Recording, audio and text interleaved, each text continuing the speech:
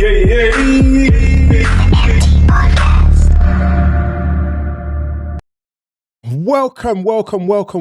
to the eMpTy podcast.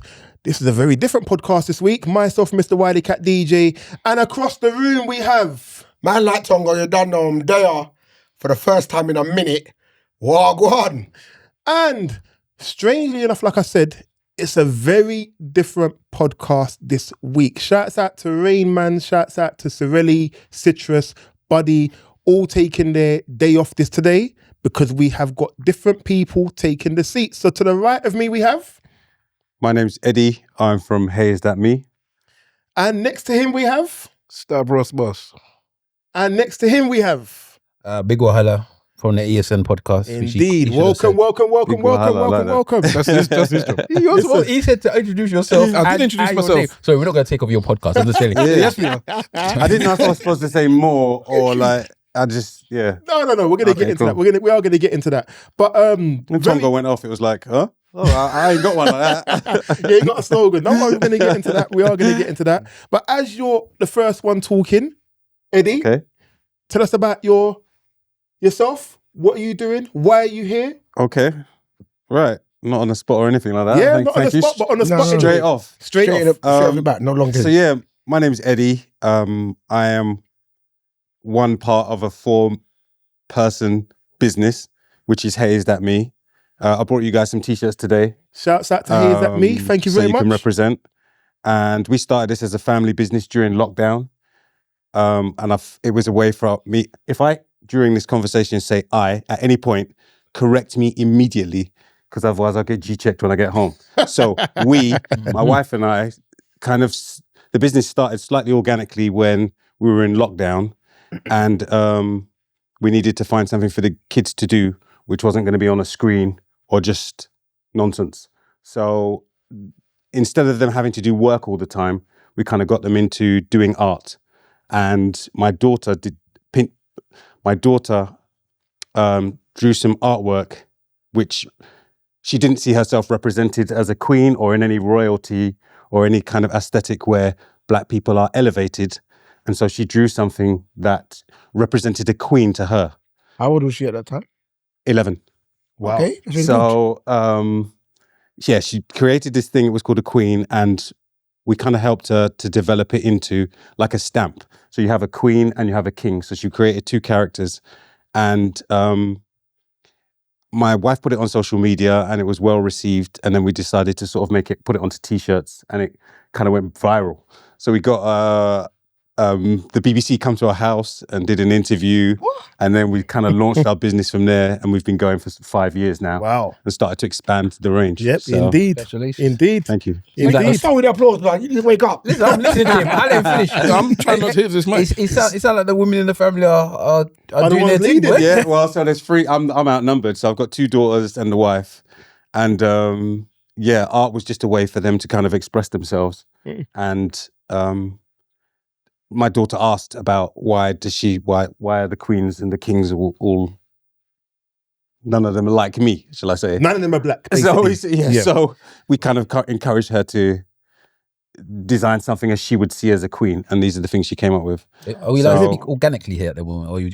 Speak as you... The reason why I say it's quite interesting, because I think we was talking about in the podcast, or I don't know if it was before our podcast or after our podcast, you see the difference between how African parents were and how we are at certain things. Yep. When you said, we just wanted them to get away from the screens and not be working. My dad would have had books on the table. He would have had books on the table. Today we are doing English. Tomorrow it's going to be maths.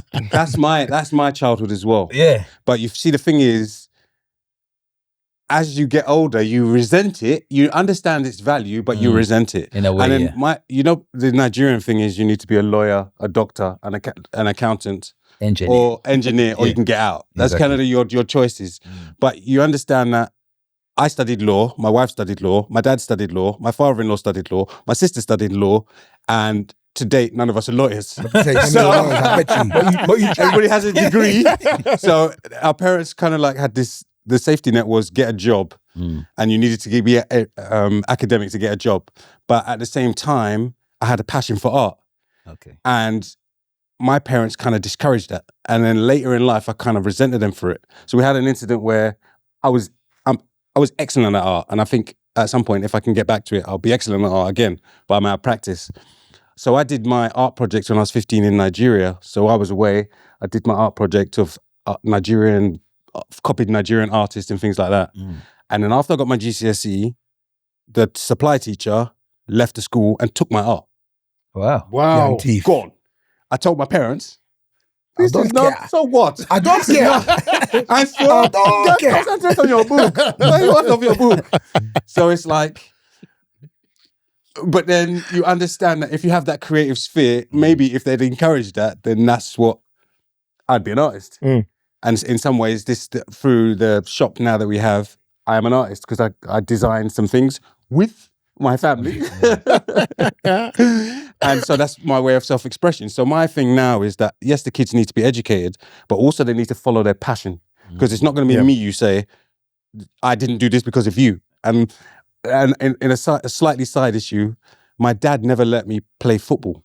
And I feel like I could have been all right at it. But my dad, when he was young, he had an accident where he'd fallen and injured himself, and from there he just had kids' gloves. Anything that you wanted to do that was sport, he wouldn't let you do it. So he said, I can go to science club, I can go to this club, I can go to that club, but I can't go to football. And I was too obedient to even rebel and sneakily go football and say I'm going science club. Anyway, years later when I'm showing my dad, look at these footballers that are making millions on the telly. Remember you said that I couldn't play football? No, I didn't say that. I didn't say that. I didn't say that. No, I didn't say that. I think that's every parent denies that. So, every parent denies that. Yeah. You look more Nigerian when you put the accent on. You know, all of a sudden your face changes. Oh, thank you. It's a shame I can't speak Yoruba, but I've been trying. So, all of us need to start trying a lot more about that one, because the way that a lot of us from the UK can't speak Yoruba, it's going to end up going south. Yep. So we need to start bringing that up. And the thing is, my situation is more complicated because my wife happens to be Igbo. Hey, so she can understand Igbo, but the girls can't speak either. So it's something that we are working on. I started to do like an online course thing. Yeah, with so what's Lingawa, I think. Duolingo, one of them places. But it's like I find it more difficult than when you use Duolingo. It's a shame that they don't have African languages on Duolingo. They need to do that because when they make it and turn it into a game, I'm learning Portuguese and I understand it quite well, but like the Yoruba is hard. I come back to the lessons and it's like, where do we start again? It's almost like I keep starting again because I'm not practicing it and I'm only speaking it during that once a week. So Yoruba is not an easy language to learn anyway in the first place. So no, it's not something you can just pick up like certain things like Spanish and Portuguese. People seem to pick it out quite quickly. But because Yoruba is so complex, like for people that don't know, Yoruba's got almost two ways of saying the same thing. So you can talk to an elder in one way and you talk to somebody younger in another way.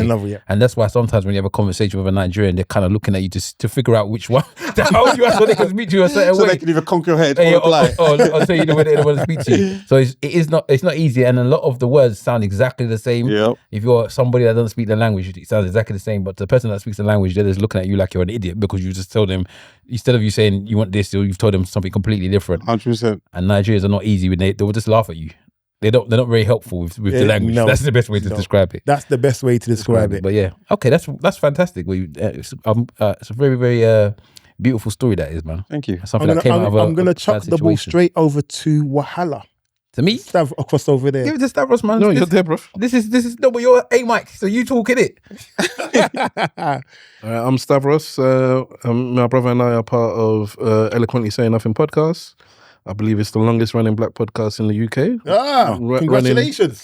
Congratulations.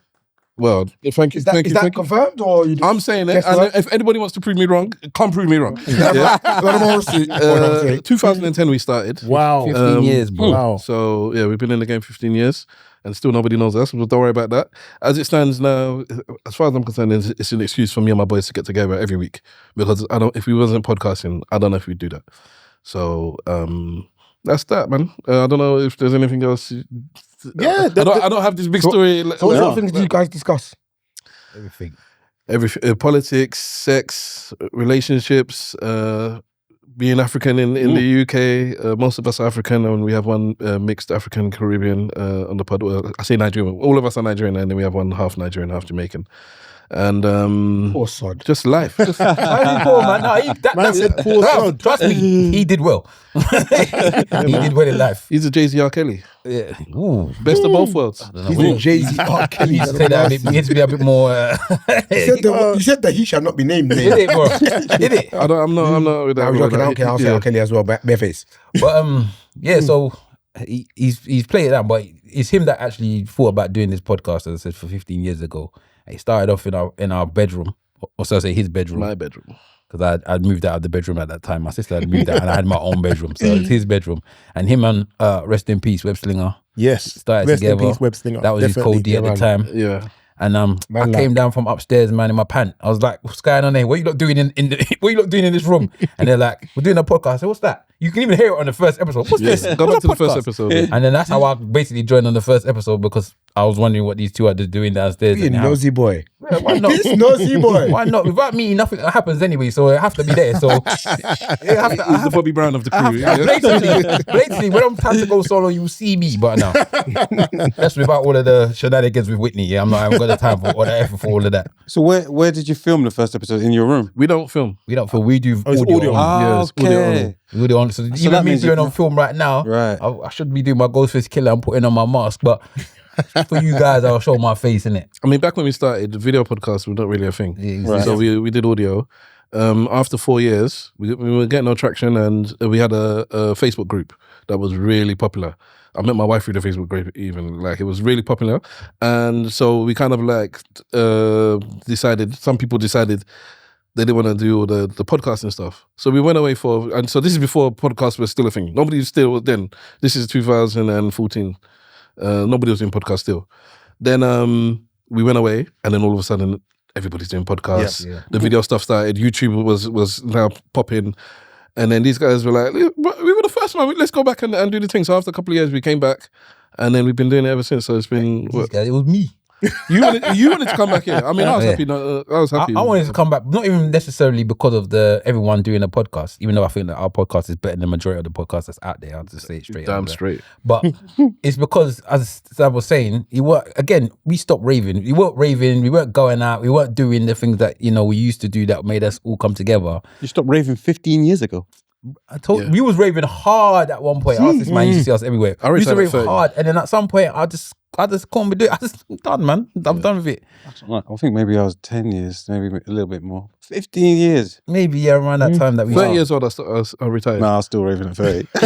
I mean, I've been there, done that. I've done a lot. we was raving 3-4 times a week at some point, and I was just like, it's a We lot. got babies. Yeah, but you're a different type of We are reading. babies, You're bruv. in it. You're in the We're not going mix. to talk about the 90s and raving Mondays and I used to Tuesdays and rave Wednesdays, Thursday, Friday, Tuesday, Saturday, Sunday. to Sunday consecutively every single week. day, plus work 2 jobs. Yeah. Well, I didn't work the 2 jobs. I had 3 jobs. I was at school. Wow. I was at school at the time. Full-time job and a part-time job. And I had to go from them times there. I used to work in like a sports shop in full-time. I used to work at Sainsbury's part-time.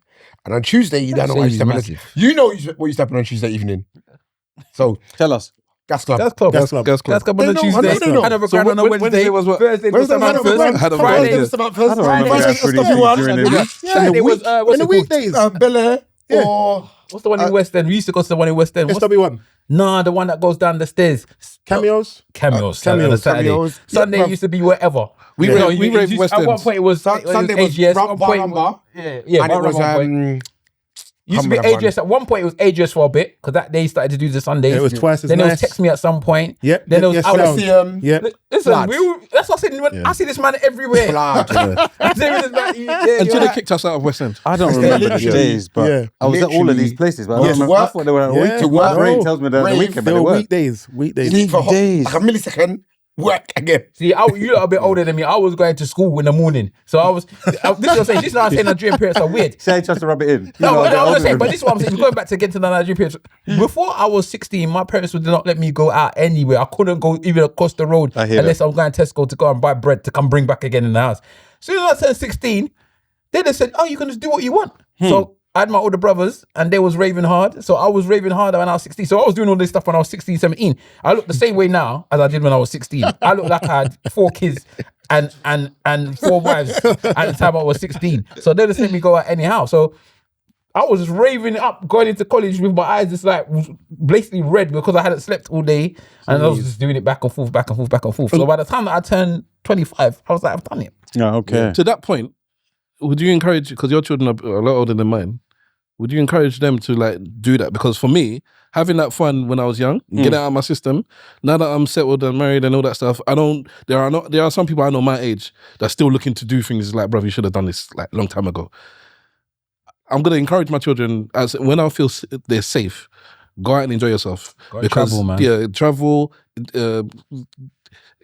experience life, let's put it that way. And then when you get to a sensible age, start acting sensible, please, because make your mistakes when you're young and you can kind of get over it. Yeah, my eldest has started to go to sort of parties and what they call motives. Motives. So it's different. What they call motives. I don't know what it is to come with these new words. I don't know what it is.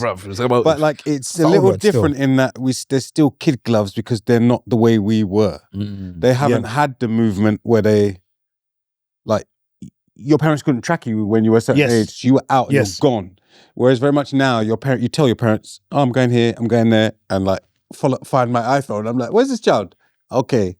So although I want to give them that freedom, the world now seems very different to where it was when I was growing up. Mostly because we didn't know the dangers that we were dealing with. Now that we know them, and also maybe because I have daughters, I guess sons is the same problem because you won't wander into the wrong place. Your child is in danger. It's different. You know what it is? It's different. It's different worries you will have. So my stepson, I never worried like maybe his mum may have worried because growing up as I grew up in the environment I grew up in, I wasn't a roadman on that end, but I was enough to know how to get myself and navigate myself around. I knew he was smart enough to know how to navigate himself around without getting involved in the whole madness of it all. I think for daughters though, maybe as fathers, there's a worry because there's more for us to worry about, I guess. Definitely. You say that, but as much as you might not be involved in the foolishness yourself, sometimes that foolishness finds you, bro. Yeah, true. True. I'm one of those lucky ones where when I was younger, because I used to go to school and people used to see me with my backpack and going to school and stuff like that, a lot of the older boys that were on my estates and around the area, they used to make sure I didn't ever get into nothing. If anyone, there's like, just go to school. So, but now I don't think I don't think they have that anymore. I don't really think they've got even OGs properly like we used to have that will look after you in a way or look at you and be like, don't get involved in this or don't get involved in that. More so now. I don't think they've got that same... Fill your backpack with something else and then send you to a location. Happen in our day as well, but you hear about man just asking these young boys to hide the gun for them or to hide this or that for them. So I don't know. So as much as I say that, yes, girls obviously have a lot of other things that they need to worry about that men don't necessarily need to worry about as well, or boys, I should say.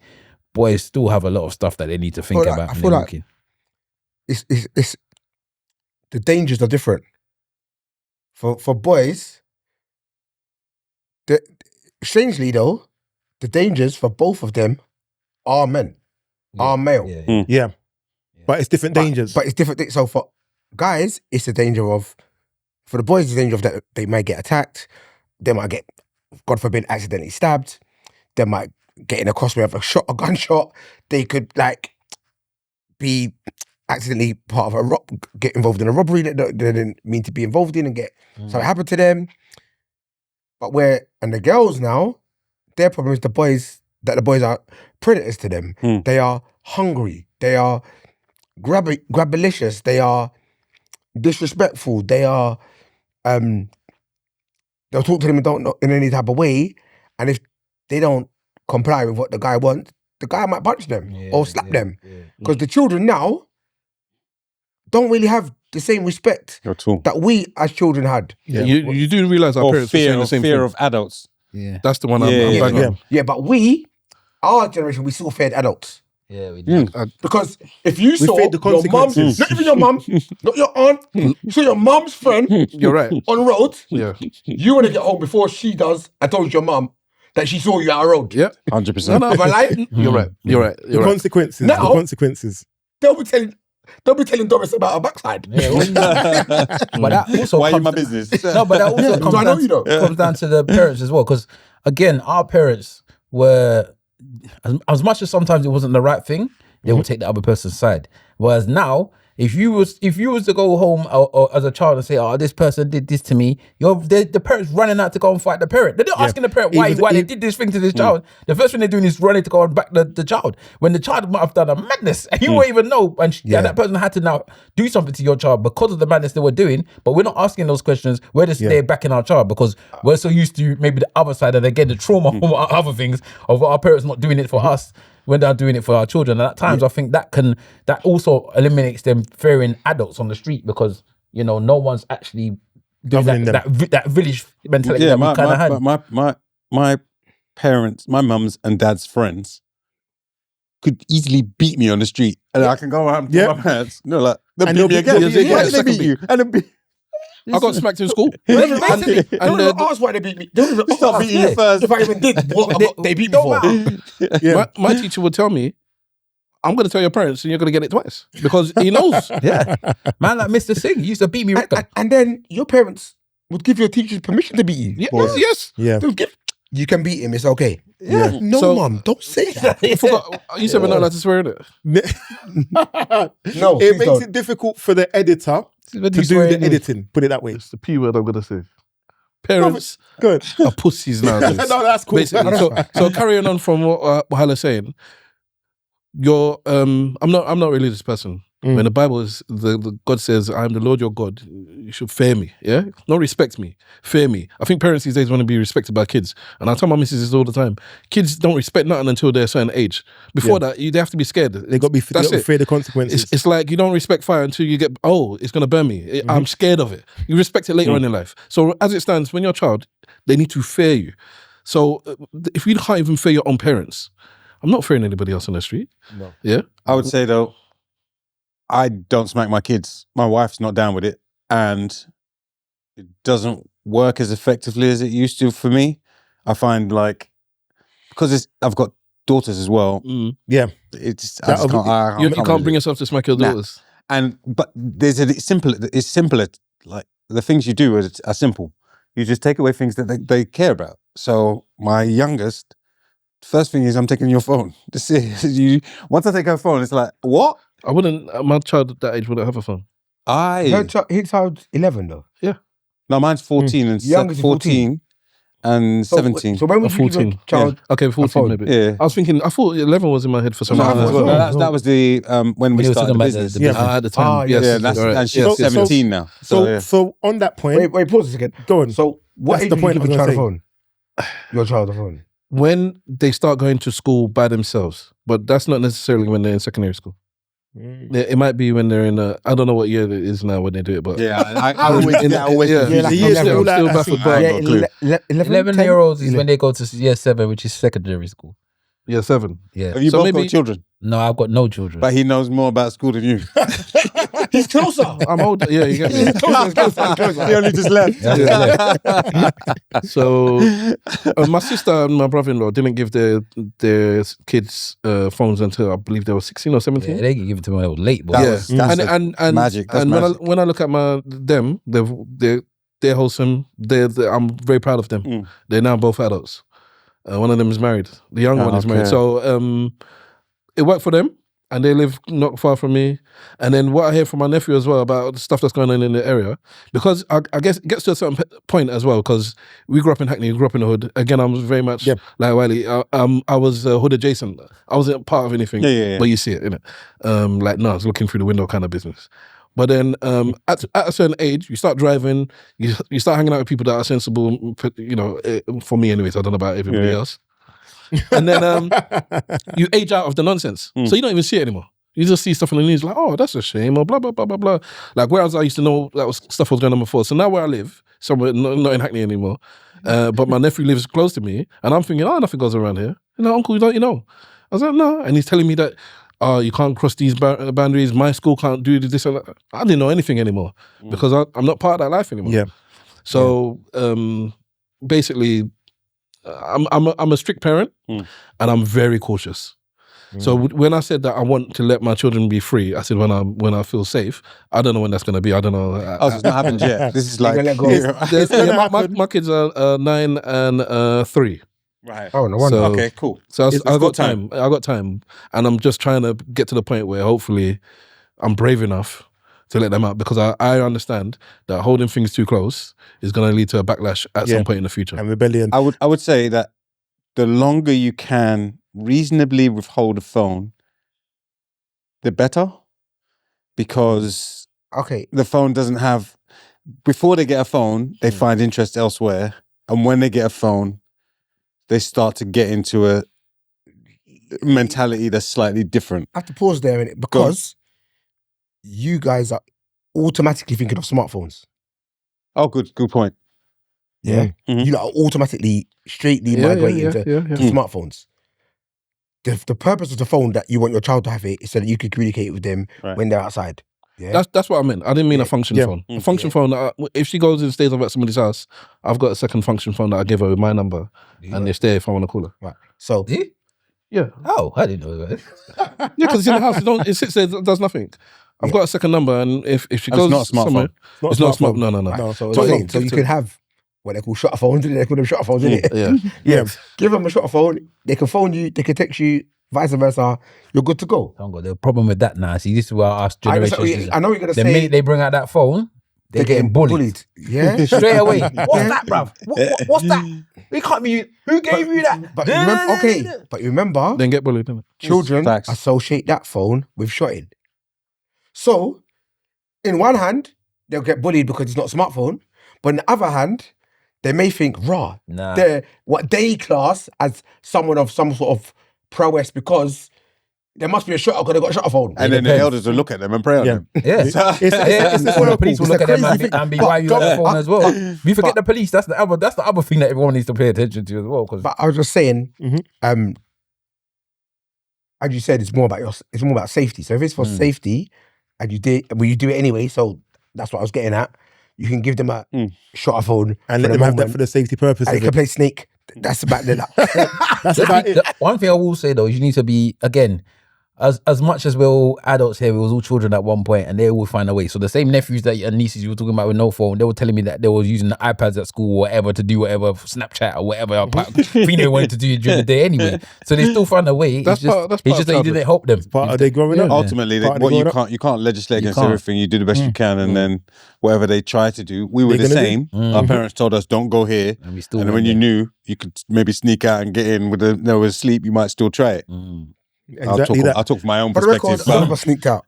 Just I did so we're it clear. once and I got locked out. So normally, That's for another day. normally we would have Rain here, and Rain would do Rain's Roundup, which is a roundup of the news. Shout out to Rain. Last week's episode, there was a lot. I'm not even going to mention about the topic, the conversation about how people use the toilet. Because listen, it was watch our post. you have to watch the Public post. toilets. You'll have to watch the post. Look at what the Shout post, out you'll to see. Buddy.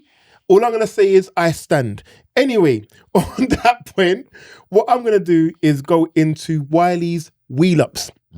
So, coined by me still. coined by Tongo. So, we're going to talk about various things that are going on right now. I suppose one of the biggest things in the news right now, very quickly, I'm going to jump onto something. It was said in the last podcast. At the point of the last podcast, it was a hypothetical. It's now confirmed. AJ versus Jake Paul. Very quickly around the room, what are your thoughts? Raw. His face said everything. Very quickly around the room. Everything. I'm not interested Not interested. at all. You don't want to even see Jake Paul lose? No? I don't understand it. It doesn't if heavyweight boxing is done, then it's done, innit? Like you can't get a YouTuber to be a boxer and then I'm gonna pay to watch it. It's not happening. Okay.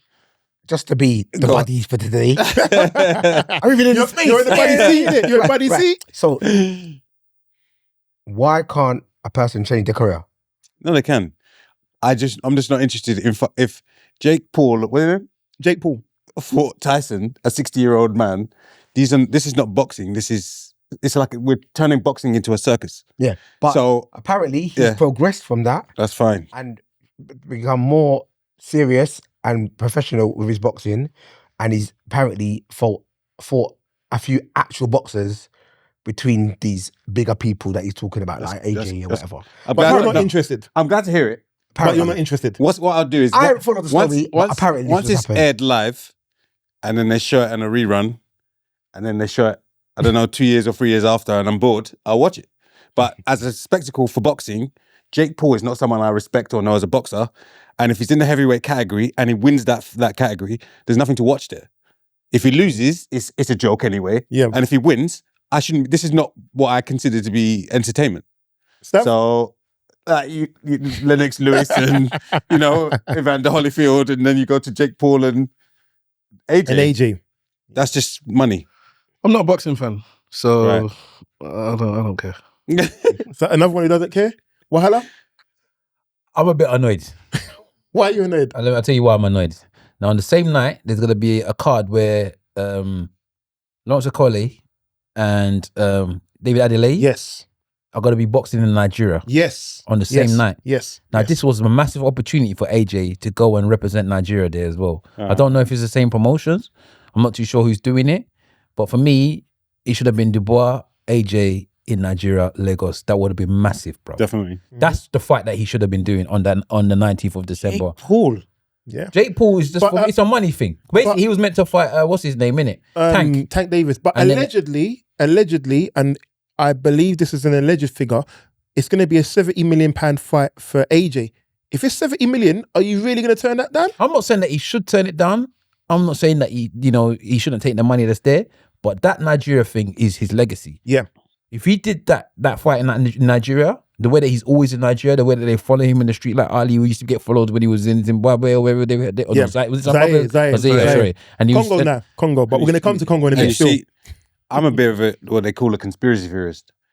That is a deliberate thing. They've deliberately made these fights on the same night so that people aren't, AJ should have taken that fight, but the fight in Nigeria should have been something that we are promoting as Africans, Yes. rather than this Jake Paul AJ thing. So this to me it's not something. I'd rather watch UFC.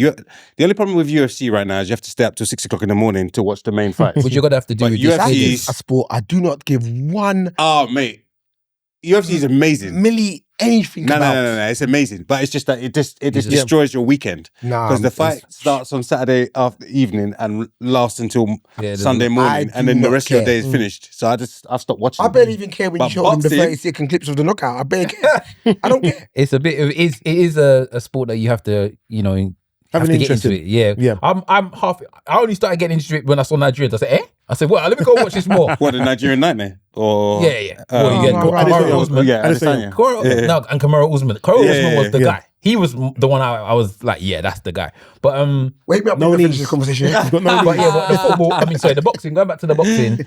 For me, that's a legacy fight, man. If you fought in Nigeria, he could still fight in Nigeria and he could still do it. I get it. But one of the biggest fights that could have happened in Nigeria should have AJ in there. They're not even really promoting that Nigeria thing. But I think they had one in Ghana last year. I think what's his name? Amir Khan's the one that's promoting Yes. it. What platform is it on? I don't know. This is what I'm saying. But this is the opportunity seen- for him yeah. to push. I've seen the promotion for it. I can't remember the name of the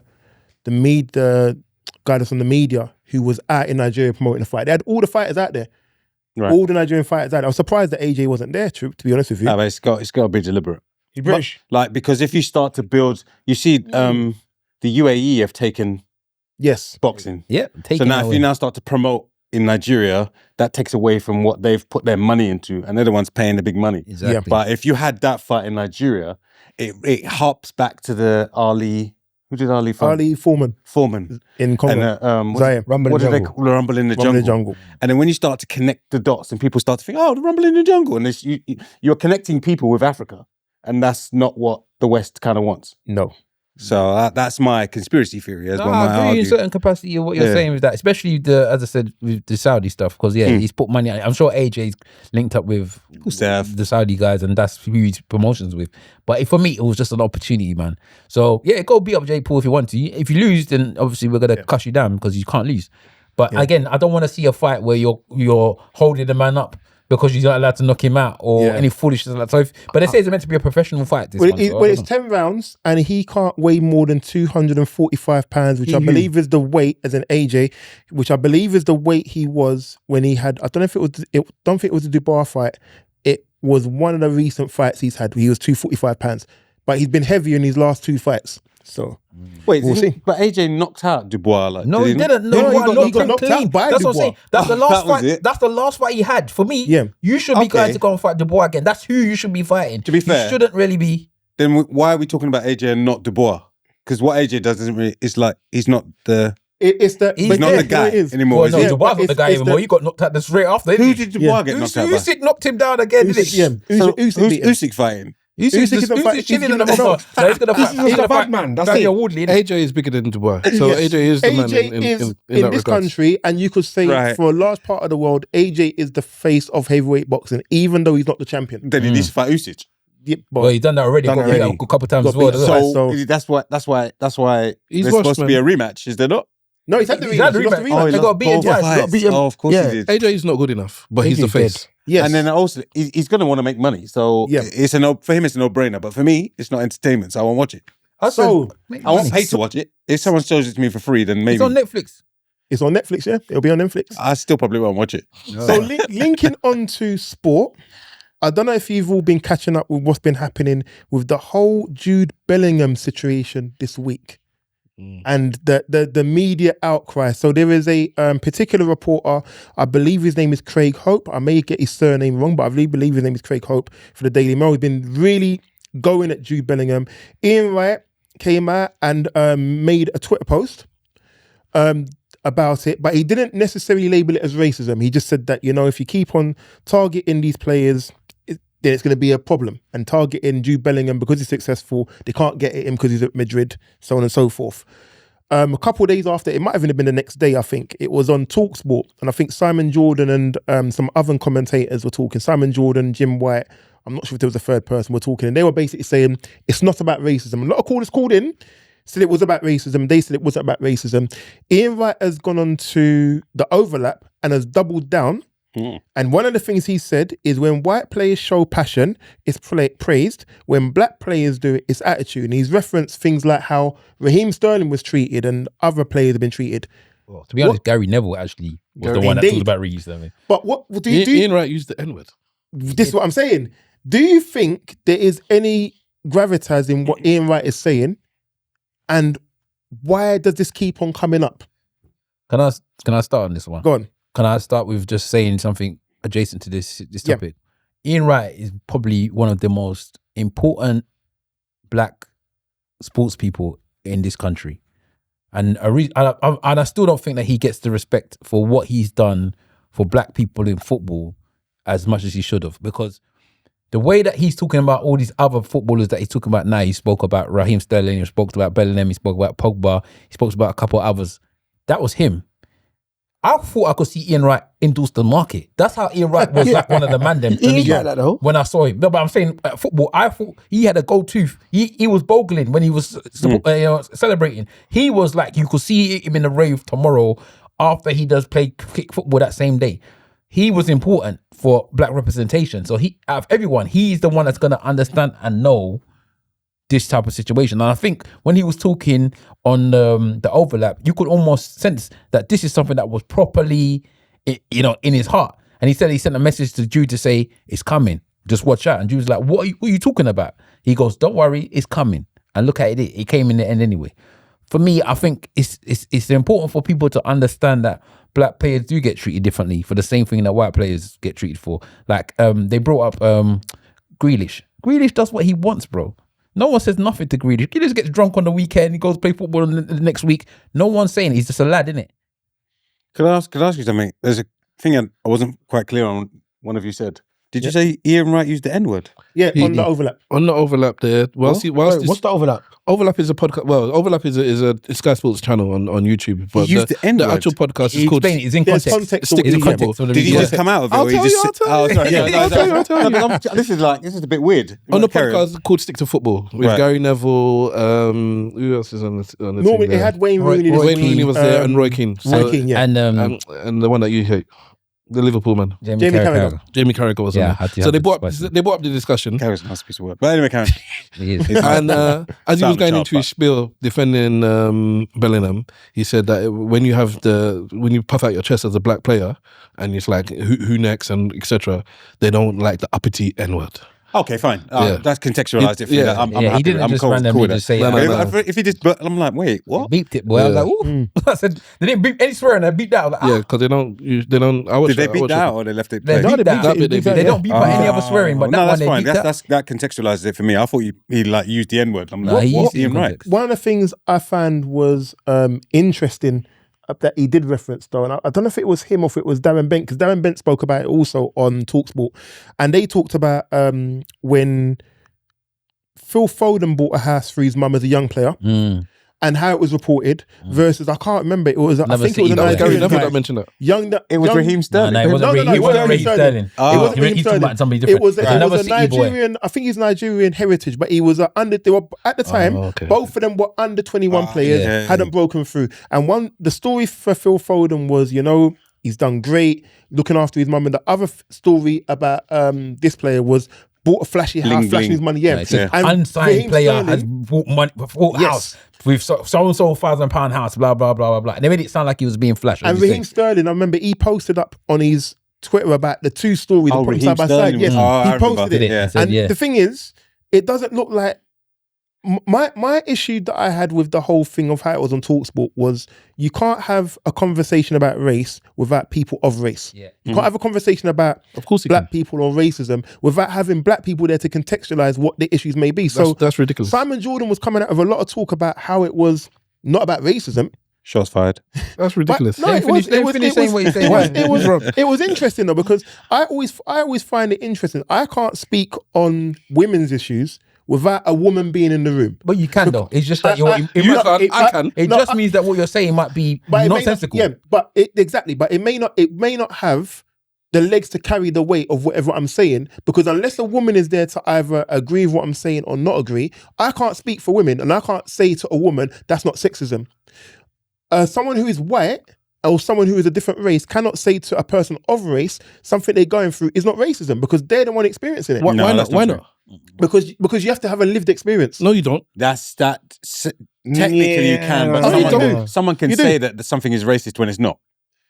And then you can't just say because they've got a lived But experience but they prioritize. No, but you can't tell me my experience of something is not to do with my race, or I don't feel that from my race if I feel it from my race. Bro, So but what's- what you you feel can't- is what you feel. Yeah, F your Yeah. feelings. That's your feelings, but that doesn't make it real.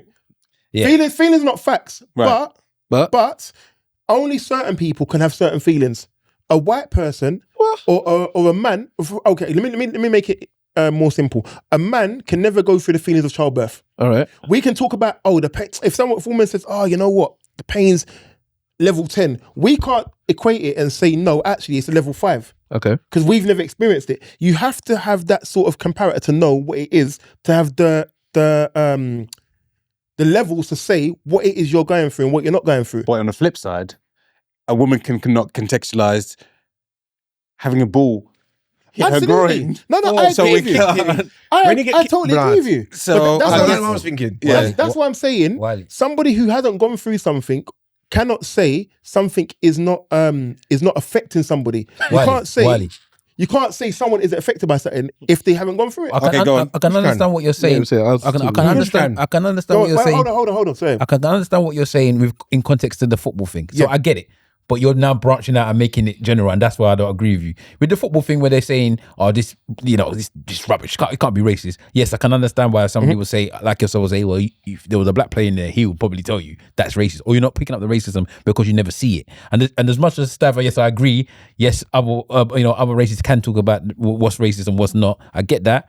There are blatantly times when white people just do not understand or do not see what is racist and the racism in there, or the prejudice that involves us in there as well. They don't see it. They think that it's this blanket, this is how it is, and it's not. Right? And it's only when they have examples of when racism happens in front of their faces that they can understand, that they will know the racism. I always use an example on my podcast, and I'll tell you the one that I have with on here. There was a time that I was driving home I was driving to a work event with two of my colleagues. One was black, one was white. Just so happened, I was in them ghetto times where one of my doors didn't work properly on the left-hand side, like one of the passenger's door. So then man was sitting at the back. pointed this side. And I had no idea. Whoever's like, but so they were sitting in the back. It just so happened they were sitting in the back. Either way, I was driving fine. So me and the black brother was there in the car. See the police come. I was like, oh man, these men are gonna stop me. They're like, he's like, the white was like looking at us like, what are you talking about? Then the other guy's like, yeah, we're gonna get stopped. Couple minutes later, whoop whoop, pulled us over. Got pulled over. They took me and the other black boy to one side. They took the white boy to the other side. They said to him, are you okay? Why are you in the car with these? He was baffled. He was so complex. Like, what do you mean? They're my colleagues, my friends.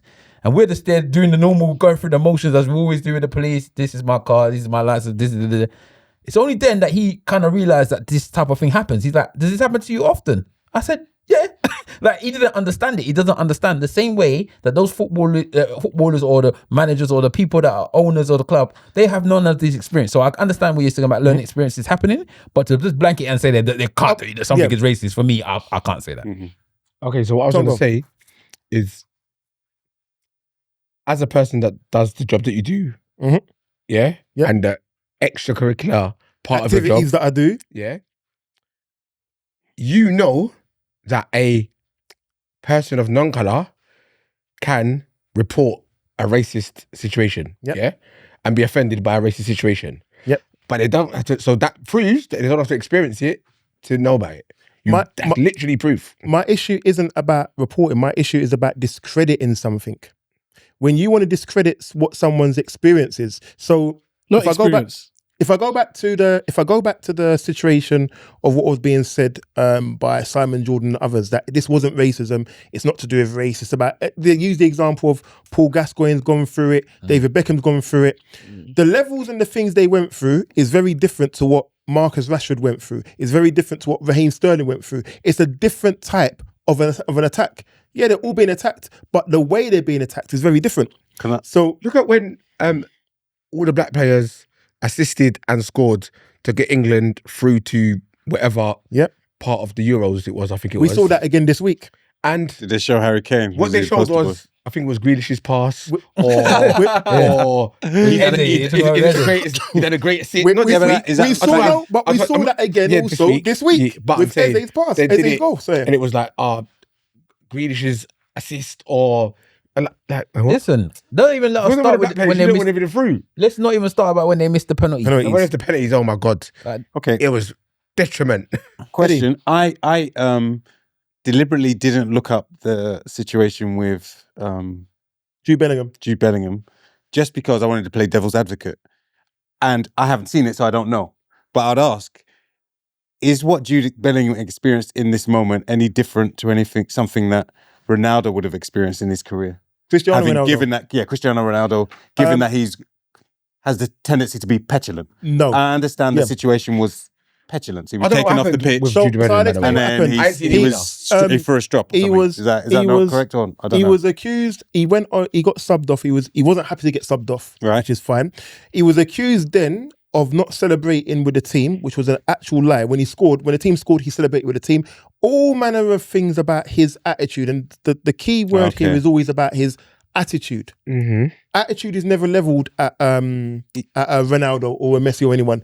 Or them, so any players that's a maverick, attitude is never leveled at them except for some players. I'll tell you what it is. It's what they do. Ronaldo. Having a bad attitude. Yeah. When? So, but Ronaldo. They said he's arrogant. They say this, but they say also say that. So That's is having a bad arrogance. They say that he's arrogant, but they don't make it out like he's the worst thing in the world. They don't make it like he's negative. Yeah, in a way. They're negative in a way, but not like with Jude. With Jude, they make it sound like he's almost like exactly what Ian Wright was saying. Like, how dare you? How dare you? I don't disagree with that. How dare you? Football at 22. What I don't like is... That's the mad thing about it. So we're agreeing this is different, or are we saying it's the same? Is it different? What? Is Ronaldo's situation different? I think Ronaldo's a bit different. Ronaldo got away lightly then. I think Ronaldo was, as a comparison. I think Ronaldo at his age, at 22, was a different kettle of fish. If you want a comparator, the comparator is Wayne Rooney. Wayne Rooney from his age, 16 upwards, could do no wrong. Was Wayne Rooney given the same level of, I don't want to say scrutiny, but the same level of attack as he's getting at 22? You did, but, and he even, again on the overlap, he said it, but the difference between what Wayne Rooney was going through and what Jude Bellingham's going through is Jude Bellingham is getting abused for things he's doing regarding football, whereas Rooney was sleeping with grandmas. Do you know what I mean? Not at 22 though, but not Okay, at 22. so- At that young age is what I'm talking about. Yeah, At but I'm saying the that older these, ages, the other things he was doing outside with his wife, Colleen, and all this type of stuff was the reasons to why Rooney was under the scrutiny of the press. Whereas with Jude Wasn't like his Bellingham, football. it's like they're talking about the man. Oh, they're trying to find things. Basically, Yes. they're Yeah, but- trying to find things that they can attack. And what you're is saying is right. The fact that they qualified so well, they need to find a story, and they've now said, "You're the story, bruv." Again, devil's advocate. Go on. I'm going to say that it's not racism. What they're doing is going as close to the line as they can without being racist. So they'll try and anything you do will be magnified in a way that you can't say that when Rooney got away with this or didn't get away with that, it was the same journalist. Or maybe you can, but it's done so that black people say it's racism and white people can't see it. So they go as close to the line as they possibly can without specifically saying something racist. Are they going? That's just the game. Are they going close to Stav. the line because he's black? Or I mixed- would, or mixed I race? would say, so yes, exactly right. But then it's racism. That's No, the question. Yes. If you're doing it because And of I said- the person's race. At a certain level, I would say it's racism. But in order to validate what you're saying, you have to be able to say, okay, but how is this? You have to be able to point to something that's specifically racist. So my question, A comment that No, is no, racist. you don't. No, you don't. Which is Okay. why I disagree with what Wiley's saying. If it's because I believe in black and white, I believe there is and it isn't. So I don't care who says it. If you're right, you're right. I don't care if it's a man talking about a woman or a black person talking about a white but person.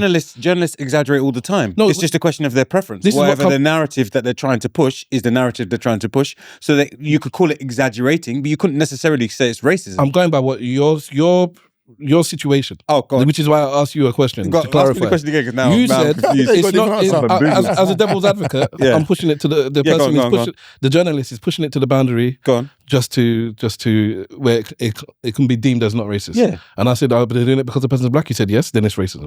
It doesn't matter how well they're writing it. would they do that to a But white player? No, wait. In the same way. I would say yes, but they could say no, I didn't do it But because you're they're the one that black. gave the scenario. Yeah, So I gave the scenario. So you're the lord of it. No, okay, I agree.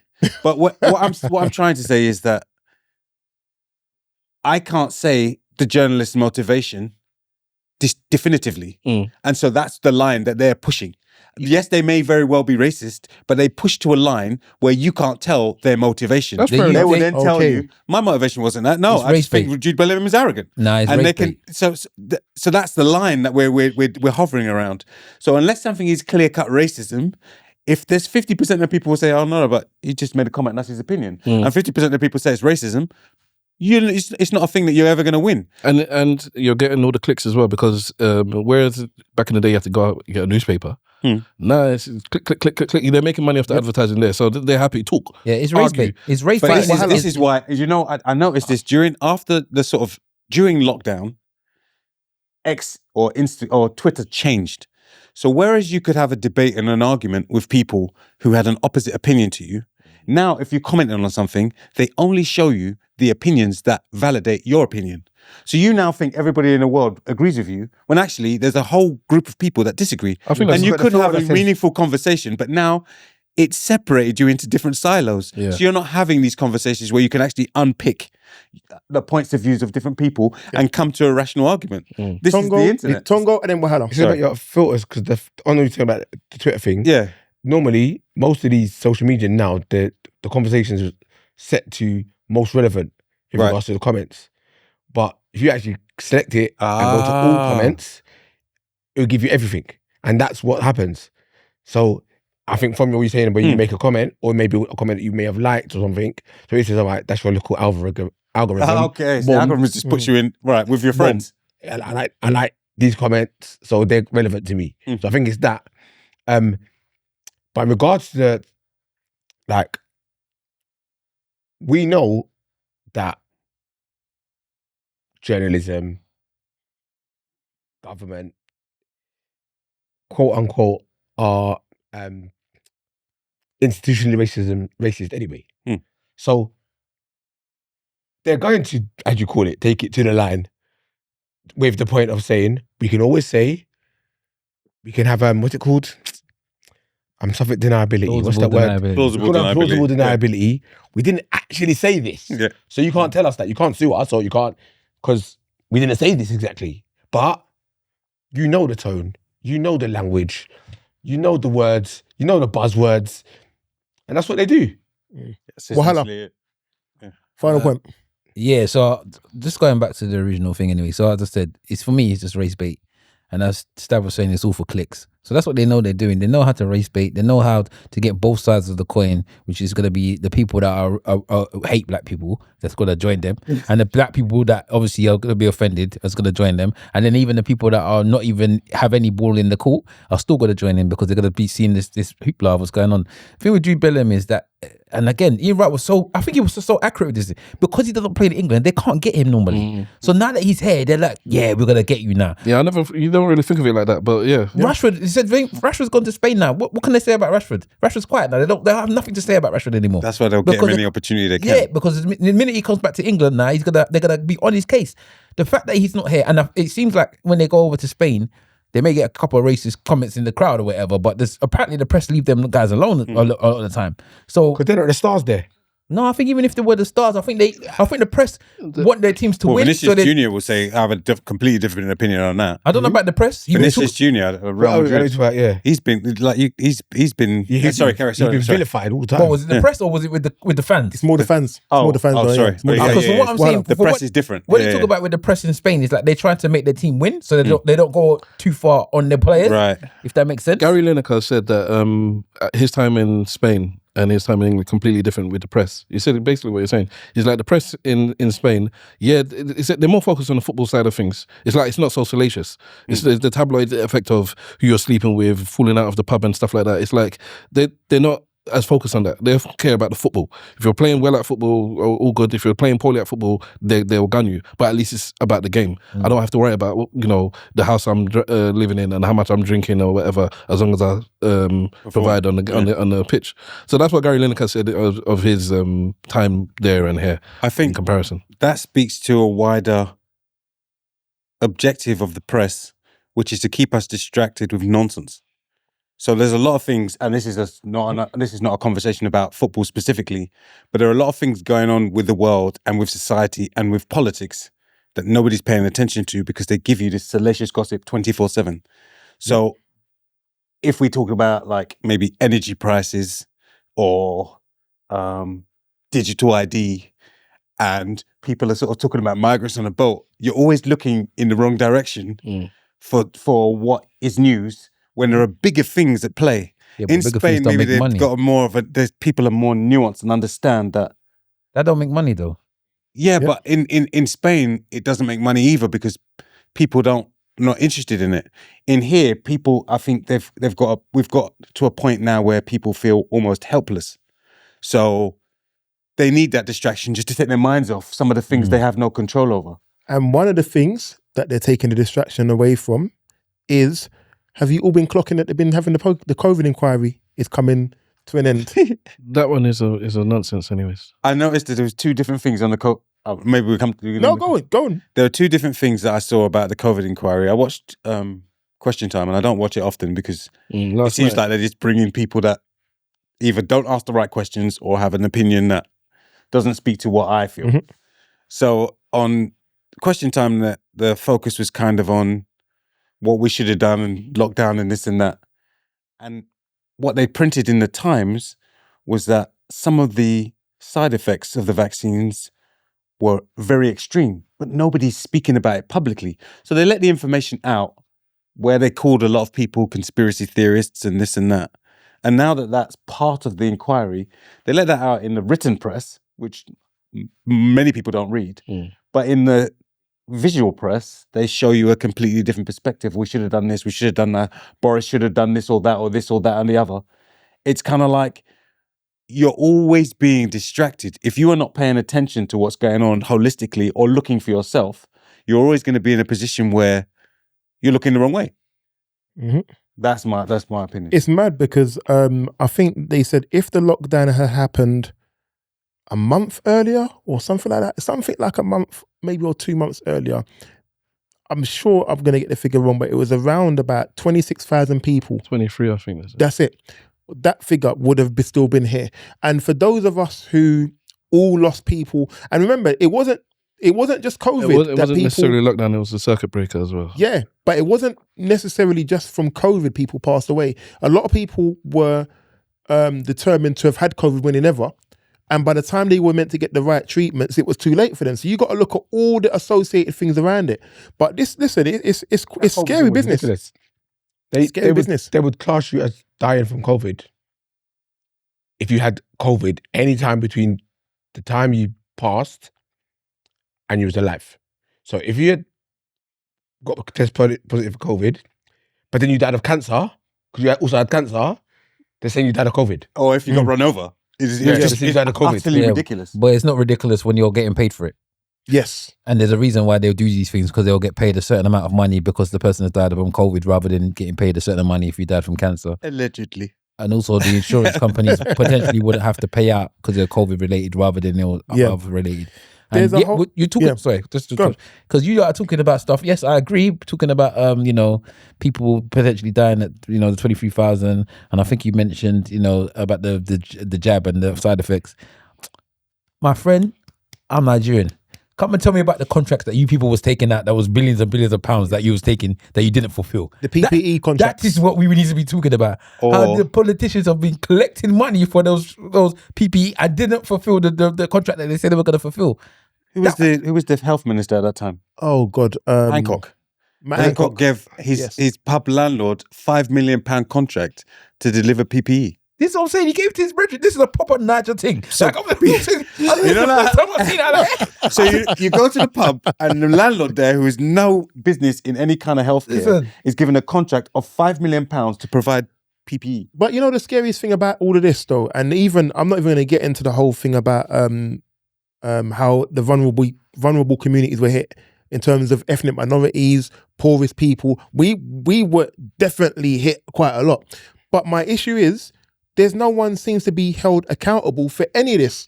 The inquiry is happening, but who's accountable? I think the inquiry, is all a waste. Maybe I'm the wrong person to talk to, because in terms of like the finances and stuff, I think that's stuff that should be focused. That's corruption. In terms of this is something that didn't happen for 100 plus years beforehand. Yeah. When it drops and it's like, oh, there's this new thing that we don't know about, how are we going to deal with it? This set of doctors is saying this set of doctors is saying that, politicians on that side are saying this. Mistakes are going to get made. I don't like all this Monday night quarterbacking where it's like, oh, we should have done this, we should have done that. I actually give grace to the politicians of the mistakes they made. I don't give them grace for corruption. But I think, you know what, we locked down in June or instead of May or something. These mistakes can happen. So when someone's saying, if we didn't have a circuit breaker in such and such, 23, these are decisions that anybody could have made a mistake with, because they don't know. It's not something, there's no playbook to deal with. There were two faces that gave very different expressions at the same time. The only thing I'll say with that is that I'll guarantee you that a scientist would have told them, if you do this at this certain time, is possible. Have you listened to the report? Because that's my point. The doctors were saying one thing, and like the actual people were saying, giving the Prime Minister conflicting information. So the doctors were telling him one thing, and the people that was different people were telling him different things, because it's all new, isn't it? Oh, so it's consultants, or what you want to call it? No, as in the advisors. Yeah, but the thing is, medical advisors. The thing is, like you pointed out earlier, a lot of what they said was going to happen when they first announced the pandemic wasn't actually happening. Before we actually got to the point of lockdowns, they showed people dropping dead in the street in China because of this virus. All right. These things weren't actually happening. So that's a different angle. You're going down the conspiracy angle. No, it's not conspiracy. It's a fact. No, did you ever? It's a fact.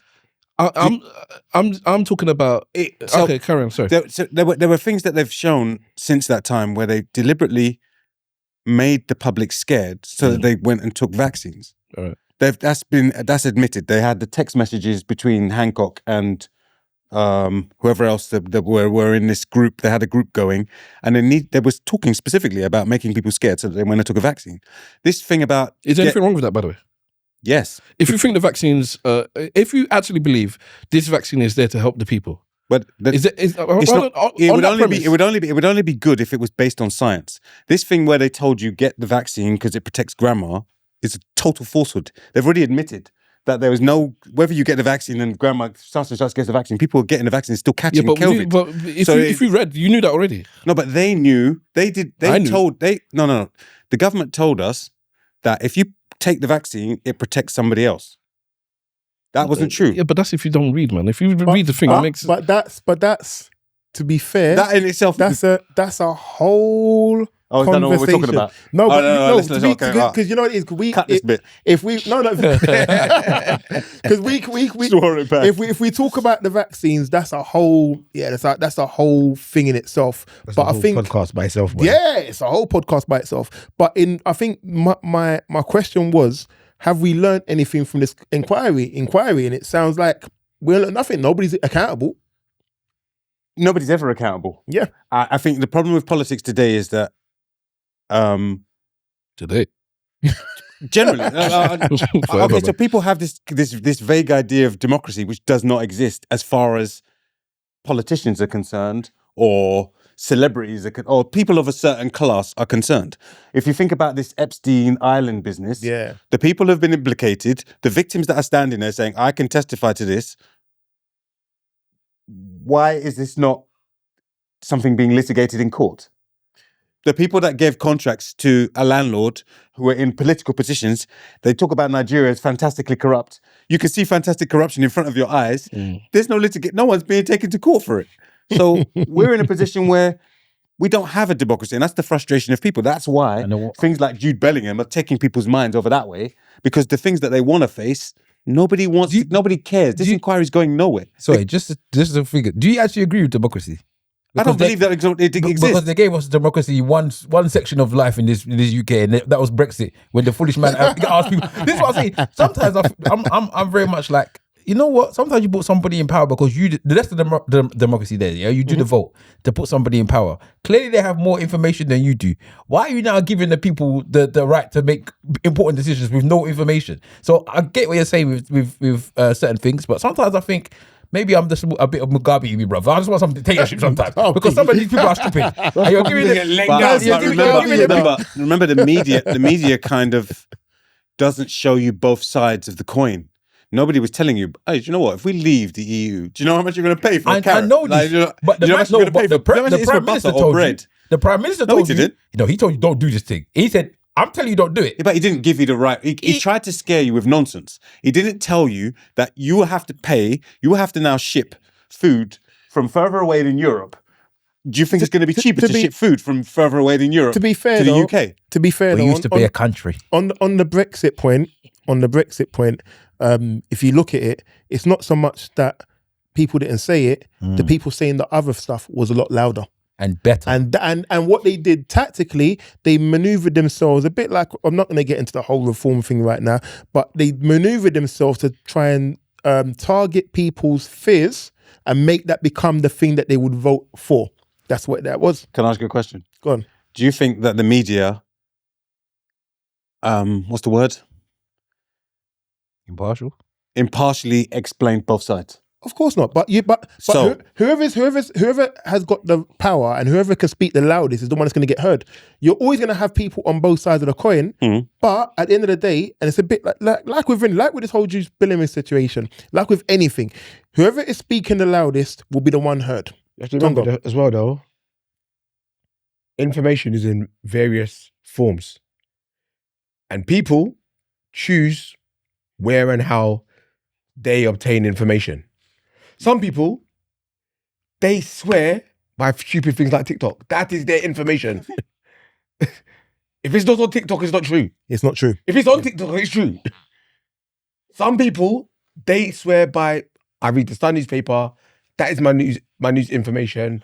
That is my source of information. That's why when you say... Some people, they watch BBC News. Some people watch Good Morning TV. Like, people choose where they get their news from and their information, and they often don't try and source external information or the opposing side or the weighing up version. They just get wherever the first bit of information that comes, they take it as possible and keep on moving. But why don't people trust mainstream media? Which people? Because history shows us that it's a lie. Yeah, I'm with Stav. Which people? Because many people still watch all of these mainstream media and believe it. Most people trust mainstream media. Most. But then, is the mainstream media balanced? No media is valid. it never No has media is been. valid. There's no So such. if you have what is the difference if the media has its own agenda, who is paid by whoever I guess funds the Yep. media? Some. If they have their own agenda, Okay, yeah. what is the difference between us being in a dictatorship with Mugabe and what we call a democracy? Because you Mhm. have the choice to say, I'm going to take information from this side, and then go out my own way to look at over here as well. Research. You know that. So for me, Mm. when we talk as how some of the discussion has been going, I'm always looking at, you're worried about the media. I always look at it like parents and child. What would I say to my child? Daddy, they told me this and I believe them. I said, then you're the idiot, innit? So that's when you say, if we believe all this, look at what they told us. I'm looking at everybody, then you're the idiots, then, innit? But If you No, don't no, decide no. to come and seek information for yourself, you're the idiot. What Final you're point, describing, Eddie. no, Final no, point, what you're final point. describing is critical thinking. What percentage? And this question people might find be offended by, but what percentage of the population do you think critically? We said this on. I said this to my mans on the pod the other day, and they even challenged me. I'm like, "Are you sure? Are you not being? Are you not like insulting everybody?" Yeah. Because I said the circle that we talk in this podcast, the conversations that we have on our Eloquently Saying podcast, maybe it's not the type of conversations that everybody's having. And I said, I get to the point where I'm realizing it's not like a high vibration, or whatever, but it's like we're on a level.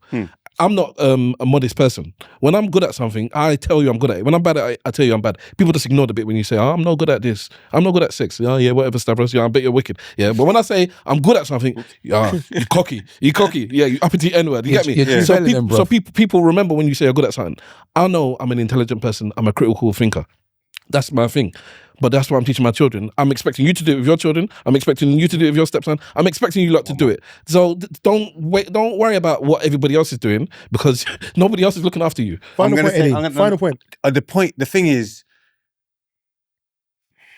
I wonder how to say this now. Be blunt. No. Blunt is not the way. Having the experience, so us as black people, our experience in this country is very different to that of white people. You discussed it and you mentioned it in, who was it that said they were in a car and then they told people, you're right. Wahala. Apparently, according to Wiley, So- we can't discuss what it's like for white Critical people thinking because is we're almost- not white. That's not what I I'm said. still stuck on that, bro. That's not what I said. Go Critical on. thinking is more of a necessity it's more of a survival strategy for some than for others. Okay. If you're at home, if you're in Nigeria, maybe not Nigeria, if you're in a certain place where you feel comfortable, the necessity for critical thinking isn't there because you trust. It's decreased. Yeah. You're in your own environment. You trust them. Yeah. So you can't blame necessarily a lot of the population for being. can't blame. Well, you can. Well, You if can you're gonna, blame. if you I can blame. you can say, well, you should think critically because blah blah blah blah blah. But generally, if you're in your own environment and you're comfortable, if you're at home, you don't have to critical think when your wife speaks to you about something. And I'd say that a lot of people yeah, okay, fine. That's a bad example. But if you're indigenous to a place, If you're the indigenous, rules and things that you've been parroting across the world, that you're the bastion of a democracy and you're this and you're that and you're this, you take for granted. Okay. So when your government tells you something, when the telly tells you something, you just say, yeah, that's true. Fair enough. But for us, our experience is that you could get arrested for something you didn't do. So are you saying black people in this country are more critical thinkers than Not quite. I'm indigenous? saying you specifically have had a necessity to be a critical thinker, almost as a survival strategy to keep you out of certain situations. Why When me? your children don't have phones because you understand the dangers of them. Your children can't go out on the street because you understand what you've been through and what you've experienced. Maybe I'm paraphrasing, Go ahead. but for us, there's a similar mindset with all of us here because our parents have raised us a certain way, to be a certain way and to act a certain way. And that has led us to be able to be critical thinkers for ourselves. The necessity, and that's a necessity for us because we faced racism, we faced discrimination, we faced various things. No? I grew up in the hood. People next door to me, I can have conversations with people my age, went to the same school as me, and the same college as me, and I'm thinking you're the same idiot as And what whoever. did your parents tell you that if you bring police to my house, what will happen? What did they say to you? But it's not what it happens. Bro. then. Final point, Wahala. Final point, I Wahala. was just saying that you can wrap all of that thing that you was saying there in one sentence. My friend, have sense. That's what they'll tell you. Have sense. Yeah. And a lot of people don't have sense. A lot of people don't have sense. And Common sense is not common. it's not common. yeah. I agree. Can I give a quick example? Sorry, go on. No, because you talked about the democracy thing where you said which one would you, and that's what I'm saying. At times, in certain situations, you don't give the public the right to make decisions because they're not critical thinkers and they don't know. They don't mess know. up their business. Just mess up everything. Everything. Now I have to go to the next place to book my passport because somebody don't like an Eastern European man having potato in his Leaving place. Brexit was a long thing. Yeah. It just wouldn't make no sense, but it goes back to them not understanding and not knowing. But anyway, it's Indeed. But because this could seriously, when you critical thinking, as was said, you could have a whole podcast on this. I'm going to make it a bit lighter. okay. But it's a bit painful for some of us in the room. It may be painful for one in the room in future. It may not be. Oh, are we talking about the stupid people? The stupid Raw. people that I know he's talking about. Say the name. Say it. Say it. Say it. Say it. Congratulations to Congo, who knocked Nigeria out of the World Cup qualifiers. Jamaica. Yeah.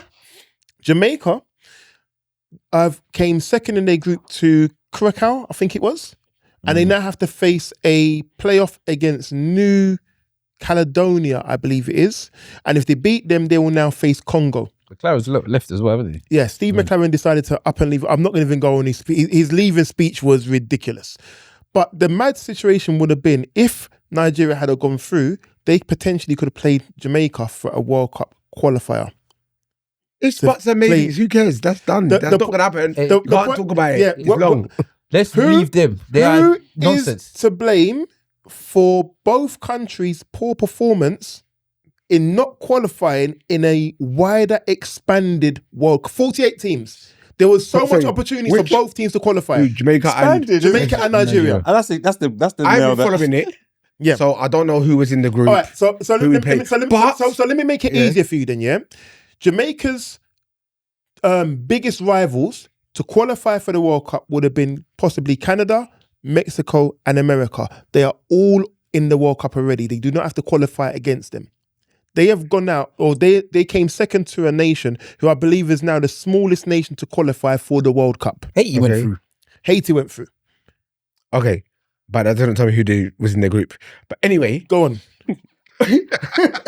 Go on. Go on. No, that's empty podcast business. I Go on. haven't followed football, and I don't really follow football like that intensely. However, everyone knows that the Jamaican football team is not the greatest football team there is anyway. So it's not often that we get this close to getting into the World Cup or into the World Cup. So I would say it's a good thing that we've even got where we are, being that I have no record of what's going on or what's not going on or where we're at. And I'm actually surprised that Nigeria is not going through because they're normally a standard team in the World Cup, as from my opinion. So Nigeria haven't qualified for the last But two since we tournaments still now. haven't qualified, it's still too early to run up any mouth. So I'm not going to run up my mouth. Listen, as a Jamaican. Jamaica's business, yeah? I'm going to deal with the Nigerians because we are a full nonsense, yeah? We are a full-blown nonsense. Right from the NFF, yeah? Right down to the players. Nonsense. How many games did we draw that we was ahead? Wiley, tell me, bruv. How many times? Even in the game the last game we scored in like 3 or 4 minutes. We still managed to let them score. And then they wanted to do nonsense penalty. I can't. You're having a penalty shootout, and before the penalty shootout, you take off a striker. Why? Well, allegedly, Nigeria went. This is what the manager said. Congo went through because they had voodoo. I don't even want to even touch on this nonsense. I don't even want to go. That was his excuse. I heard about that. I don't even want to because the voodoo weren't that great because they took the worst penalties as well. So why did the judo help when he was saving when the goalkeeper was saving them? Why did the judo help then? Honestly. Nigeria are a full-blown nonsense. There is no way we should have even have been in the qualifiers in the first place because we should have qualified long time ago. Every time we go ahead, we allow them to come back. It's like we just lose concentration right at the end. We get gassed. You might get gassed. It's not even about being gassed. It's just nonsensical. They're dancing in the corner and all these things. Listen, you might still come out, reggae boy. So I just hold the corner. But I said, I stayed out Jamaican business. I stayed out Jamaican business. This is what I'm saying. We are not known to be in the World Cup like that. So us going out is not no major disappointment or whatever. It is a disappointment. Tongo.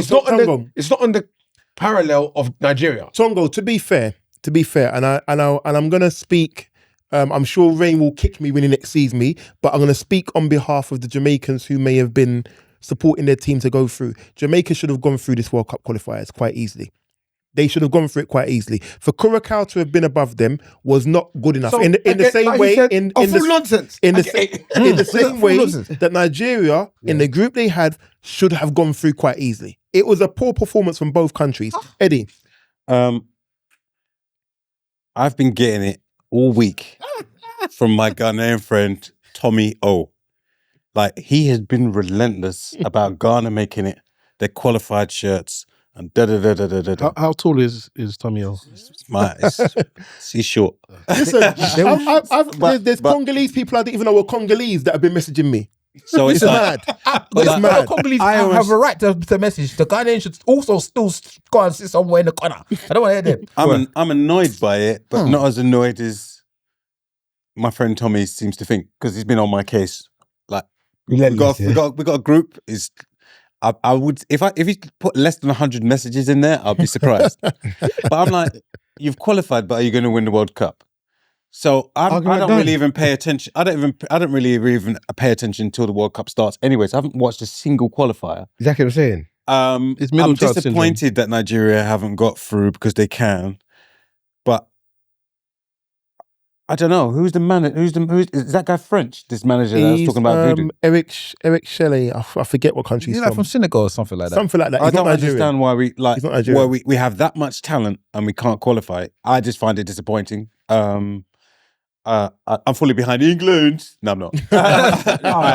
So I'm about to throw this drink at you. you know, but I'm not really. It doesn't really. I'm annoyed. I'm disappointed, but I'm not really bothered. You didn't watch the qualifiers. If you watched the qualifiers, That's right. I didn't watch it. It would it would've have been been nice. Like, It because would've bunged I'm you. so focused on maybe Arsenal doing something this season. Talking of I England, haven't really paid attention to the so wait, national team. since at you all. mentioned England, Mm. do any of you not support England, but like just like hope they win if they play or whatever? No, If Nigeria are not in the case, then I'll support England. no. Okay. I'll support Because Ghana before I support England, bruv. You support who? Ghana. I'll support Ghana before I support England. Ghana and England are in the World Cup final. I'm going to support Ghana. As much as I know that I'm also going to get But the amount of abuse that I'm going to... until the final happened, would you support England along the way No. at any point? I want them to come out quick so my players can go back to their premiership and be clean and be happy. I don't care about England in the slightest with regarding that stuff. Stuff. Okay. Well, do I support England? Do you support No, England do you back them? No, I'm not saying support them, but it's like all right, they're playing. Whatever the opposite is. whatever the opposite is? And what is your thoughts also on the performance of the super chickens, considering what happened? Super turkeys. You know? Me and Eddie Eddie and I seem to be on the same like wavelength. It's something that bothers me, but only a little. If I was in a relationship with somebody that kept cheating on me and I kept coming back and I kept crying about it, whose fault is it now? So once I see something, this is my point. They got all the way to the African final and then let these nonsense people beat them again. Everything about them has been nonsense in the past 2 tournaments, as far as I'm concerned. You see how his blood pressure looks like he's rising. Yep. For me, it's like, there are other things I can be. When you said you stopped raving a long time ago, you left that. It's kind of how I feel about football now. If they're in it, then I'll follow them. If they're not in it, oh well.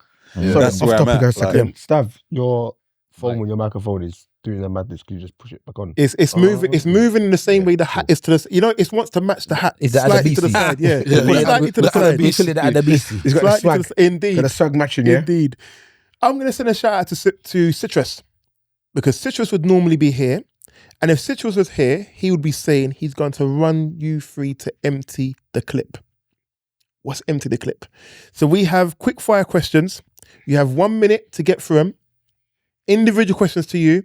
You've got to choose a choice of one or the other. There's no boths. Okay. No, There's no I don't knows. it's one or the other. Yeah. You literally have 1 minute. I believe I'll put the timer on Tongo that. will be doing the timer. Do you say why or you just pick one? You choose No. one. Okay. You'll get it. Can Yeah. I not go first? I don't want to go first. Just for that. It's gonna be, no, we're gonna randomly choose Wahala to go first. Perfect. Wahala will go first. So, Question. Let me tell someone start. yep, we're gonna Ready? start 3. Wait, do you want to give them an example? Like I know what No, you're no, saying. no, no. let's No just examples. let's No, go no, in. jump straight No into examples, it. straight, yeah. No, Mad straight thing. into it. No Go in. examples. Mad thing. Straight into it. Go Straight on. hard drink. Are you ready? Yeah. Go. Okay. Loyalty or respect? Loyalty. Dancehall or Afrobeats? Afro beats. Messi or Ronaldo? Ronaldo. Looks or personality? For what though? Looks or personality? Personality. Block or ignore? Block. Drake or Burna Boy? Drake. Premier League or Champions League? Premier League. Text or voice note? Tex. Slow jams or bashment? Bashman. First date Dutch or one person pays? One person pays. Carnival or go to a house party? House party. Pace or technique? Technique. Save or spend? Spend. Therapy or prayer? Therapy. Well, none to Grime- be honest. Was that? I said none to be honest. What therapy if you're the big one? Grime or UK rap? Grime. Score a screamer. No. Last question. Score a screamer or last minute winner? Last minute winner. Aha. Every day. There you go. So that was Wahala's empty the clip. Indeed. Done well. Very well. We're going to jump straight on to Eddie. Eddie wanted to try and hide. He ain't hiding. Hold on. Let me just reset Go. the timer. Different questions, yeah? Different questions. Yeah. Different Oh, questions. Lord. Different Hold on, let me questions. reset the timer. Hold on. What's going on here? Come off, you stupid. 2 minutes, yeah? All right, 90, Takes 90, 90, 90 minutes, seconds. 2 minutes to set it. All right. Ready? Go. Money or peace of mind? Peace of mind. Reggae or R&B? R&B. Haaland or Mbappe? Mbappe. Public affection or private affection? Private affection. Petty or peaceful? Peaceful. VAR stays or VAR goes? Goes. Looks or stability? Stability. Road trip or flight? Flight. Club night or lounge night? Not sure what lounge night is, but it sounds better. Go- Goals win games or defense wins games? Defense wins games. Take them back or move on? Move on. Unlimited food or unlimited data? Unlimited food. Streetwear or designer drip? Streetwear. Netflix or YouTube? Netflix. One long voice note or 10 short messages? One long voice note. Leader or follower? Leader. Chicken or fish? Zero. Fish. Fish. Monkfish. Pacific. You know, fish, something That's told the me that he was best going to say fish on fish, you know. Something Or told me he was going tilapia. to say fish. So, last one is going to be We get the Stav. results. We need to get the results. No, there's no results. There's no results. No results. No results. Last one is going to be Stav. You ready? Ready? Go. Street smarts or book smarts? Street smart. Soca or Afrobeats? Afrobeat. Saka or Foden? Saka. Logic or emotion? Logic. DJ or live band? DJ. Big party or intimate link up? Big party. Spend the night cooking or ordering in? Cooking. Designer or streetwear? Streetwear. Always 5 minutes early or 15 minutes late? 15. Concert or festival? Festival. Call it out or keep it moving? Call it out. Childhood friend or new friend? Childhood. Podcast or radio? Podcast. Be feared or be loved?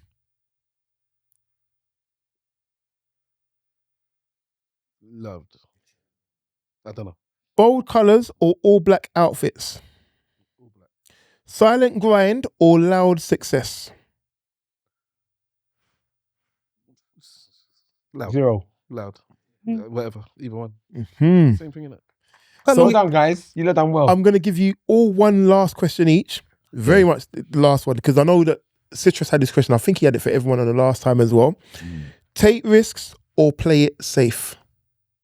Can we embellish on this one or is it still just straight? I'll Right, take right. risks. You take risks. Mm. Stav? It depends on what it is, but like Yeah, I'm thinking business, but like if you don't take not intimate affairs. play it. It depends what it is, but I'll say play it safe. Play it safe? Play it safe. Play it safe. It's funny, you know. A lot of people, when you look at the numbers or the stats of people that have actually answered those sorts of questions, it's funny because generally people want to play it safe. With what though? With anything. It's not with anything. Though. It could be with anything though. As in, just It's because You can It's a actually random apply question. this to almost anything you do. Yes, but I don't. There are different situations where I play it safe and where I'm Of gung ho. course, but So business, would you you- might but take it's- risks, I think, and then Charlotte, in personal life, thing- you might play it safe. the things about these things is more about instinct to do what you like to do most. That's what it's mostly about. For you, for me, it's No, what. One of the the questions I questions are blatantly about- lied on, but I just can't. But Well, I it's can't what figure I it. think you're talking about. Because for me, in terms of like the most important thing in my life, where it's like my wife, my family, I don't play it safe. you don't. No, but I don't think that's what you're talking about. So Explain what you mean by that, though. When you say you don't play it safe, what With do your family you? and stuff. What do you mean? Yeah. Yeah, that's a bit. That's an interesting. very interesting That's an statement. interesting statement. I feel that you go further usually. The people that are most successful in anything, whether it's relationships, whether it's business, are the people that didn't play it safe. They're the people that took risks. The people that maybe 5, 6, 7 out of 10, they're the ones that play it safe, especially if you're good enough and you got to that point. But to be the extra above and beyond, to be the best footballer, oh, we had to take you out of school, that you were safe. To be the best in a relationship, it's like I had to give my heart to you and be scared that it's going to get broken. But if I'm going to put my heart in a cage, I will not be with my wife. I'd still be hanging around single, trying to check girls. But I had to sacrifice my safety for love, which a lot of people can't do. But when it comes to business, I am the exact opposite. I'm chicken, so I play it safe. I'm moderately successful in terms of how much I make, but I know I have the talent to do more. But because I'm chicken, I'm not more successful. I would say I've played it safe a lot of the time, and then have had regrets. So to move beyond my comfort zone, I have to take risks, and I understand that, and I'm working to take those risks, because otherwise Stay you stagnant. can't. There's no. Stay stagnant. Yeah, you stay stagnant. You're in the same place or just treading water. And what you're trying to do is to get to a place where these things don't even concern you. You don't even anymore. have to swim. Yeah. Yeah. I'm You're on a raft. You don't even have to swim. I'm a bit of a That's kind of control what freak. Sorry. You're a control freak. Okay. I'm a control freak, so playing it safe is always going to be my default, because I don't like something I can't control, and playing it safe allows me to control most of the things. The minute I Okay, start same taking a here. risk is the minute I'm not in control of what that risk is, Yeah, I hear and that's you. where I Makes find sense. myself not in my comfort zone. So On I play it Stav's safe. point, though, Stav was saying that he will take risks. I'm paraphrasing, but if it comes to his family, he will take the risk to make sure that it is the outcomes. But what it sounds Are like achieved. is taking the risks to play it safe. For me, Explain it sounds what do you mean by that? Explain what you mean by that. Because as you said, he said earlier, he's a critical thinker, yes? Yep. And he also said that he prefers logic over emotion or feeling or something like that as well, yeah? So I'm taking that to mean he weighs up the options in regards to his family and works out, if we do this, although it might be a sacrifice now or maybe a little bit detrimental now, it's going to better us. So it's making us safer by doing this risky thing now. That's what I mean by it. It's not like he's taking the risk to play it safe. For finances and stuff like that, and some of the things I deal with my children, yes, it's exactly that. I think like in going back to finding love, I think it's you have to fling everything out the window. I think there's the When people. it comes people, to like, people you have to take risk as a man, because when you see that 8 out of 10 and you're thinking, right, that goes a beanie, and you got to think, 74 man in this rave or in carnival has tried to move to her, but I'm gonna go take my chances. You're taking that risk as well. I think people take recklessness and risk in the same thing. And I think Recklessness. there's some people that are reckless, Oh, and there's yeah, forget decisions that are reckless. reckless. Taking a risk doesn't always necessarily mean that you're being reckless. And I think sometimes, taking a risk to calculate risk. sometimes. yeah, and I think sometimes people get them mixed Explain up. the difference. Well, I think when you're being reckless, you're not thinking about what you're doing. Whereas when you're taking a risk, you're still taking a calculated risk, as you said, or you're still thinking about what you're doing to take that risk. And you actually acknowledge it's a risk. Whereas when you're being reckless, you're not even thinking about anything. I think as well, there's an emotional side to risk, which is that you have to bet on yourself. And you have to understand, I said I'm doing it, so I'm doing it. And that's a part of a calculated risk, which there's not necessarily or it's a part of a risk, which sometimes is not necessarily something that you can actually put numbers at. But you understand that if I'm doing this, what do they call it? Manifestation. Yeah. If you manifest something and that's you're driven to that thing and you're focused on that thing, you will achieve it. That's almost So- like going back to what you just said a minute ago about linking the girl or the beanie on the side there. You have to believe in your own source. Regardless of 75 people talking to you, I'm talking to you now. You understand? So that risk that I'm taking is not really a risk because I'm talking to you. So it's different. Well, So that's how it goes sometimes when people doing stuff. I think it all drills down to knowing yourself well enough. See, I would not take a risk with my family in any capacity. I will risk myself in every capacity, but anything where I think I'm responsible for someone else, I can't put them at risk Do you because think you're doing Yeah, I hear that. you think they're doing a child a disservice then? By not showing them that risk can potentially pay off you if know you're what it always is? playing it safe. I would show them I will take a risk, but I would also show them and it's not to say you're not responsible, but I have a level of responsibility in myself to think that, you know what, a risk is worth taking for me, but I've got responsibilities where I won't put that at risk. Okay, And it's balancing the two because as Tongo said, you're only going to put something at risk if you think you can safely do it. You're not going to walk the tightrope if you know what, I can't walk a tightrope. You must have the self-awareness and Self-belief. confidence Belief. to say, you know what, belief in exactly, to say, I can walk this tightrope, I know I can do it. You're not going to just randomly do something and then risk it all. Now, to go back to what we were saying before in terms of Critical thinking. sorry, the risk is there. So go back to your tightrope. Yeah. But we can plan it. So, all right, let's walk this tightrope. So the recklessness is there's a tightrope, there's a stick here, let me go walk it. You fall down, there's nothing underneath you. The person that's taking a risk, a calculated risk, is saying, you know what, maybe I can do it, maybe I can't. But let me put a safety net there. So that if I do fall, then I'm You still land on safe. something. So for me, going back to what my brother said, I'll be doing my children a disservice if I don't put them through pressure and risk. Because the only way they are going to succeed and grow in life is through pressure and risk. If everything is safe, as to what Eddie was saying earlier on, if everybody's cushy, or maybe it was even you, if everybody's cushy, there's no growth there. And I'm not even one of these people where you need to grow. Like what you're saying earlier on about standing in place is a bad thing. I don't think that. I'm cool. I've got a wife, I've got kids, everybody's chilled. I don't need to move forward. I know some people find that like abhorrent to hear. What, you're not trying to do more? No, I'm blessed. I'm good, lad. I'm very blessed. I'm nice. It is. I'm very blessed. I'm easy like Sunday morning. Look, listen, the people that are not content are never happy in my project, for me personally. But keep going, stuff. Sorry, I'm not sure what I said. What did I say? you were talking about I talk too much. I don't know. Love me, bro. That's backfired. no, Eddie said that basically like keeping still in spot is not, there's no growth there, and we should be growing as people, kind of thing. Did I say that? Yeah, you kind of did. You kind of did. Most people say that, and whenever they say it, I'm thinking, then you're not happy with it. No, but happiness is a luxury that we no longer have. Who's? Well, You keep talking on behalf of other people. No, You're not talking for me. Happiness is a luxury that I don't think I have. I feel like in The one time he's supposed to be saying I, he's saying we still. No, this is possibly, but no, I think but I think if you look at the way that governments are now moving and some of the things they're doing, and digital ID is paramount, but I don't know if we'll get to that now, but you have to be able to have your own exit strategy. So no matter what comes, you're in a position to say, no, thank you. I'm going to do my own thing. Do you have that? No, you don't. You can go along with what everyone else is doing and be content that you're being told that you can't eat red meat, for example, because you've consumed your quota of meat, which is one of the things that might come along the line with digital ID, which is no longer a conspiracy So, theory. you know what? But- You keep mentioning it.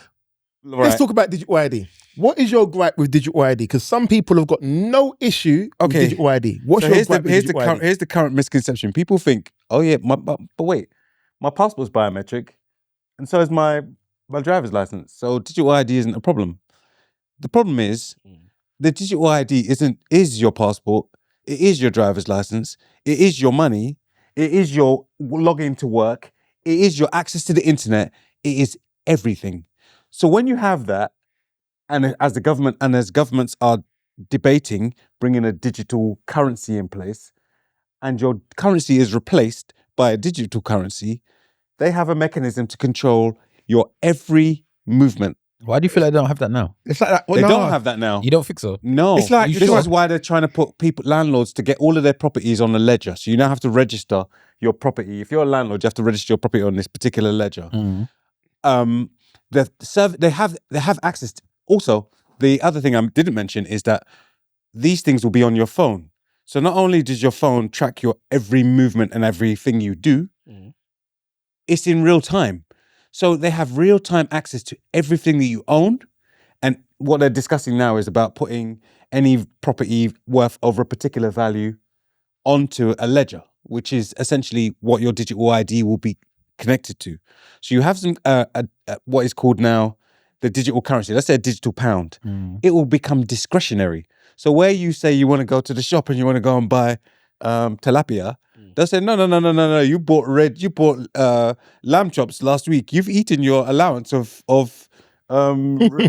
you've had your carbon allowance. This man is on his 1984 flex. The 1984 flex is This is arriving now. This digital currency. People are talking about small I can't remember boats. what the film's called, but it stars Justin Timberlake.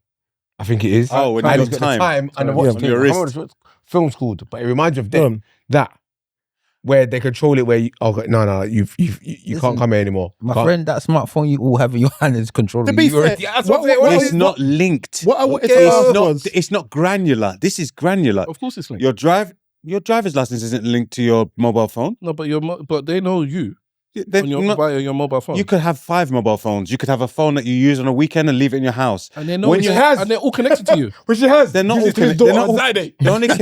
They can connect to your location. Yeah. But the problem they have now is that they have to go for a certain mobile carrier to get a warrant to get your connect. Not to say that you're doing anything nefarious, Okay. but once you link all of these things on a digital ID, you have one login for everything. Can I ask you a question? Go.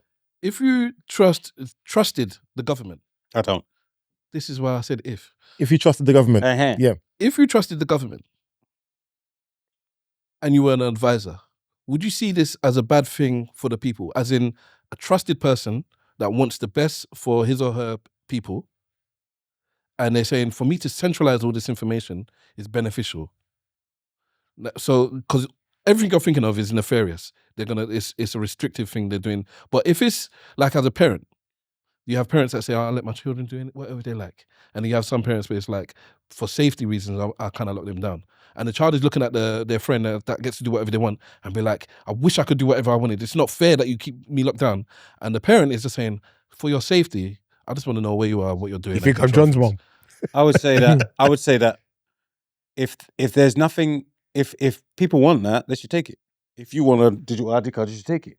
When they tell you that as a self-employed person, you can't pay your taxes unless you've got a digital ID. You're going down the road that I didn't pay for you. You're not answering the question. What's the question? If the government is not nefarious at all, they're belligerent. They have your best interests at heart. They are. They can't get the- Is there They are anything wrong? Ibrahim Traore. the government. Yes. In that regard, We won't go this that way, yeah. government, Ibrahim Traore would be seen by the West as a dictator, would he not? Okay, yeah. Yeah. So in this democracy, if the government has my best interest in art, they'll ask me, do you want this? And I'll say yes, or I'll say no. If they didn't even ask me and they're doing something in my best interest, even though they don't know me, how could they even pretend to be doing something in my Of interest? course. This one just said that we shouldn't have had the vote for Brexit. That sometimes the dictatorship is for the best. For me, Then if only we've got a full-on only- if people should know what they're dealing with. If you have a full-on dictatorship, you know what you're dealing with. If you have this pretense that you have the choice and you vote for this or you vote for that, but then no one's put anything in a manifesto and out of the blue someone tells you next year you're going to have a digital ID or you can't pay your taxes. That is not democracy. final point, Wahala, because Wahala was about to say something, and he I can't remember what I was saying. Is this talking about the digital ID? For me, as I said, I just think that you got everything that you got on your phone and it's already available for them. Not true. that was it. Okay, you keep thinking Oh, that. no, it's not. Are you into tech?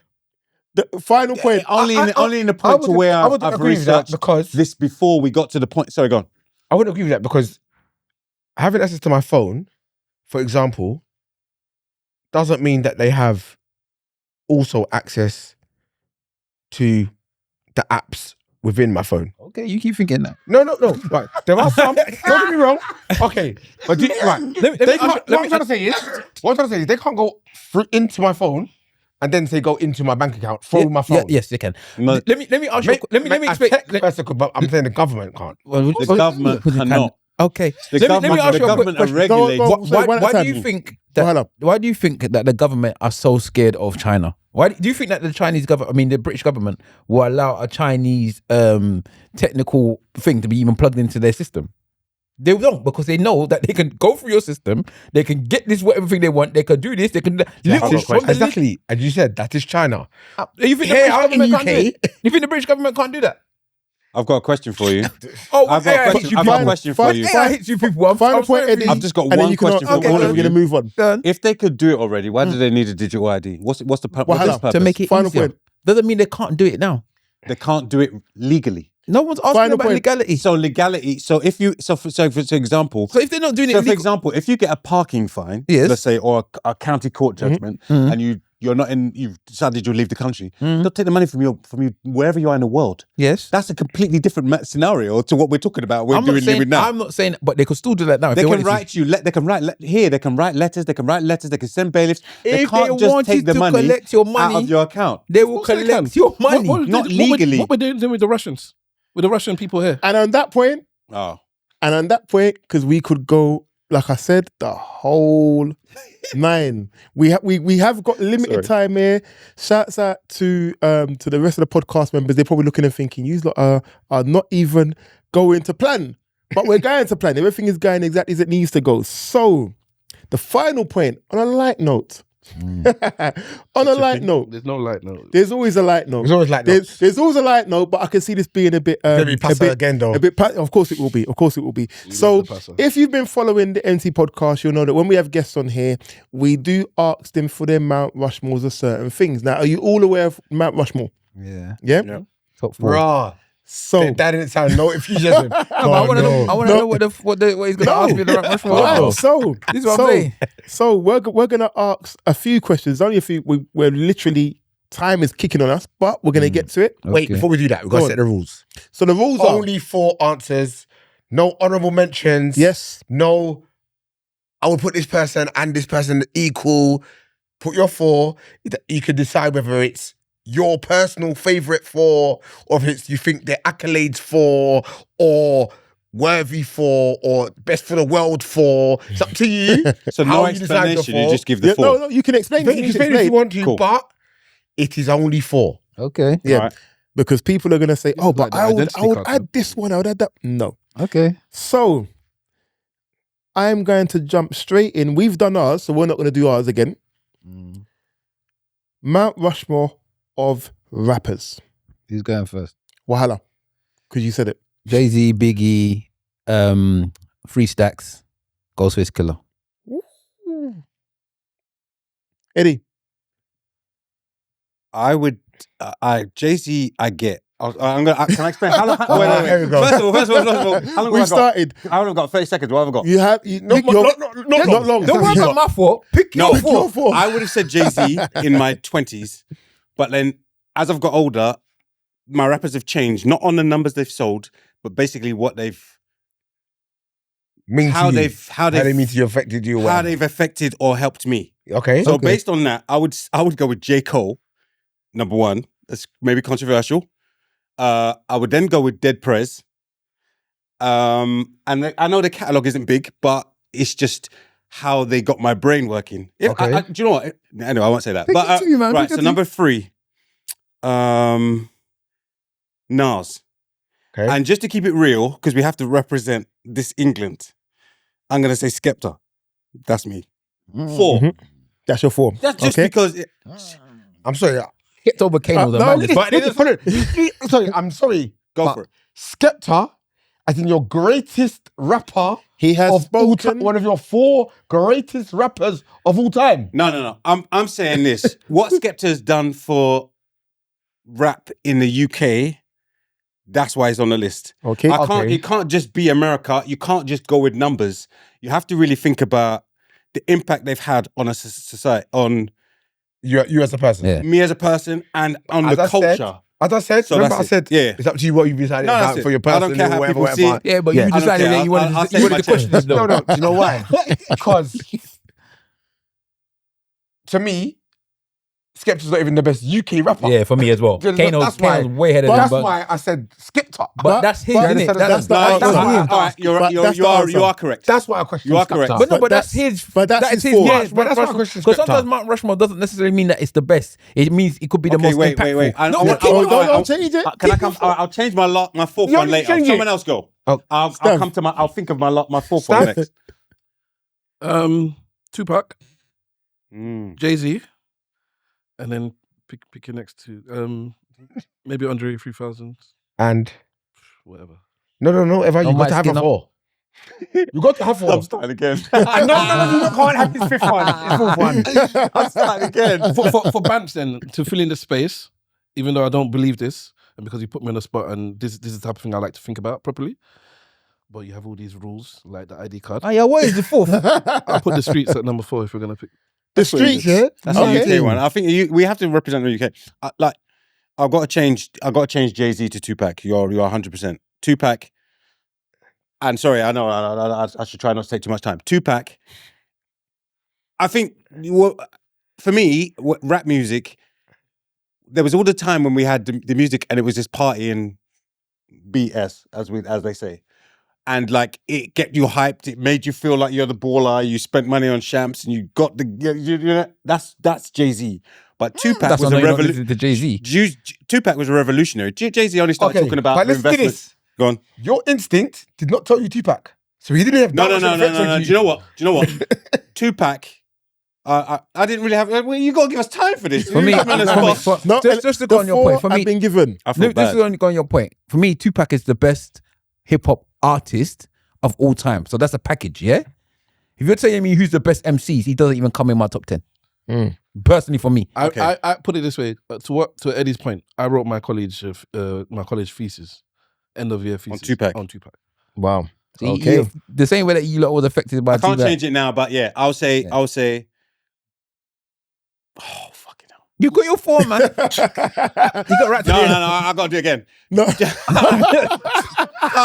Don't let him hold you down, man. Tupac, Yeah. Tupac, J. Cole, Dead Prez. Man still said J. Cole. You know? That's what I've been holding my chest. But Wait, you know, the reason why I say don't worry about this. I'm going to explain it. Stick to your principles. No, Yeah. I'm still sticking with J. Cole. The reason I say J. Cole is the content. Yeah. Like there's music that hits numbers, and there's music that speaks to your soul. We're If only you on listen- rappers, you know. He don't speak to my soul. We even bro. move past the other thing You yet. understand? But anyway, We're but only keep on going. rappers. Oh shoot! Keep going. All right, so that's that. So who's fourth? Right, then. So I'm gonna. No, I'm Oh, you got gonna. more Mount No, my Rushmore? Yeah, fourth got is more. Skepta. There's more Mount No, I'll leave Rushmores, it. I'll leave it as Alright, Skepta. there's more It might not be the Rushmores. best for you lot, but I feel like culturally he's done. Right. Or So- Dave. Or Dave. Maybe. So you did take out, you took out Jay-Z, okay. Right. fine. So I the took out next Jay-Z, he's one, gone. the next Long The one, next one gone. is the next one is because we have a fashionista in the room, Oi. clothes designer. Top 4 fashion icons, Mount Rushmore, and I'm going to start with the fashion man I himself. don't even know. I'm not the fashion man, you know. It don't matter. You're a clothes maker. What do you mean by fashion icons? Fashion icon. It could be about they make clothes. It could be about their style of dress. It could be about anything. with designer. It could be anything. So so basically you asked me what my top 4 favorite designers. Designers, It people that wore it. might whatever. be, you might be a model. You might say that. You might I say don't know what Kanye, answer for example, dresses and styles himself in whichever Oh. best way. Sometimes it's about how they However you view a fashion style icon. themselves or had a designer brand or whatever the case may be. So not designer. Oh no, you have to come back to me. I've got to think about that. I'm Yeah, sorry. this is not easy. I'll Stuff. come- Yeah. Me, my sister, Ghostface, Mhm.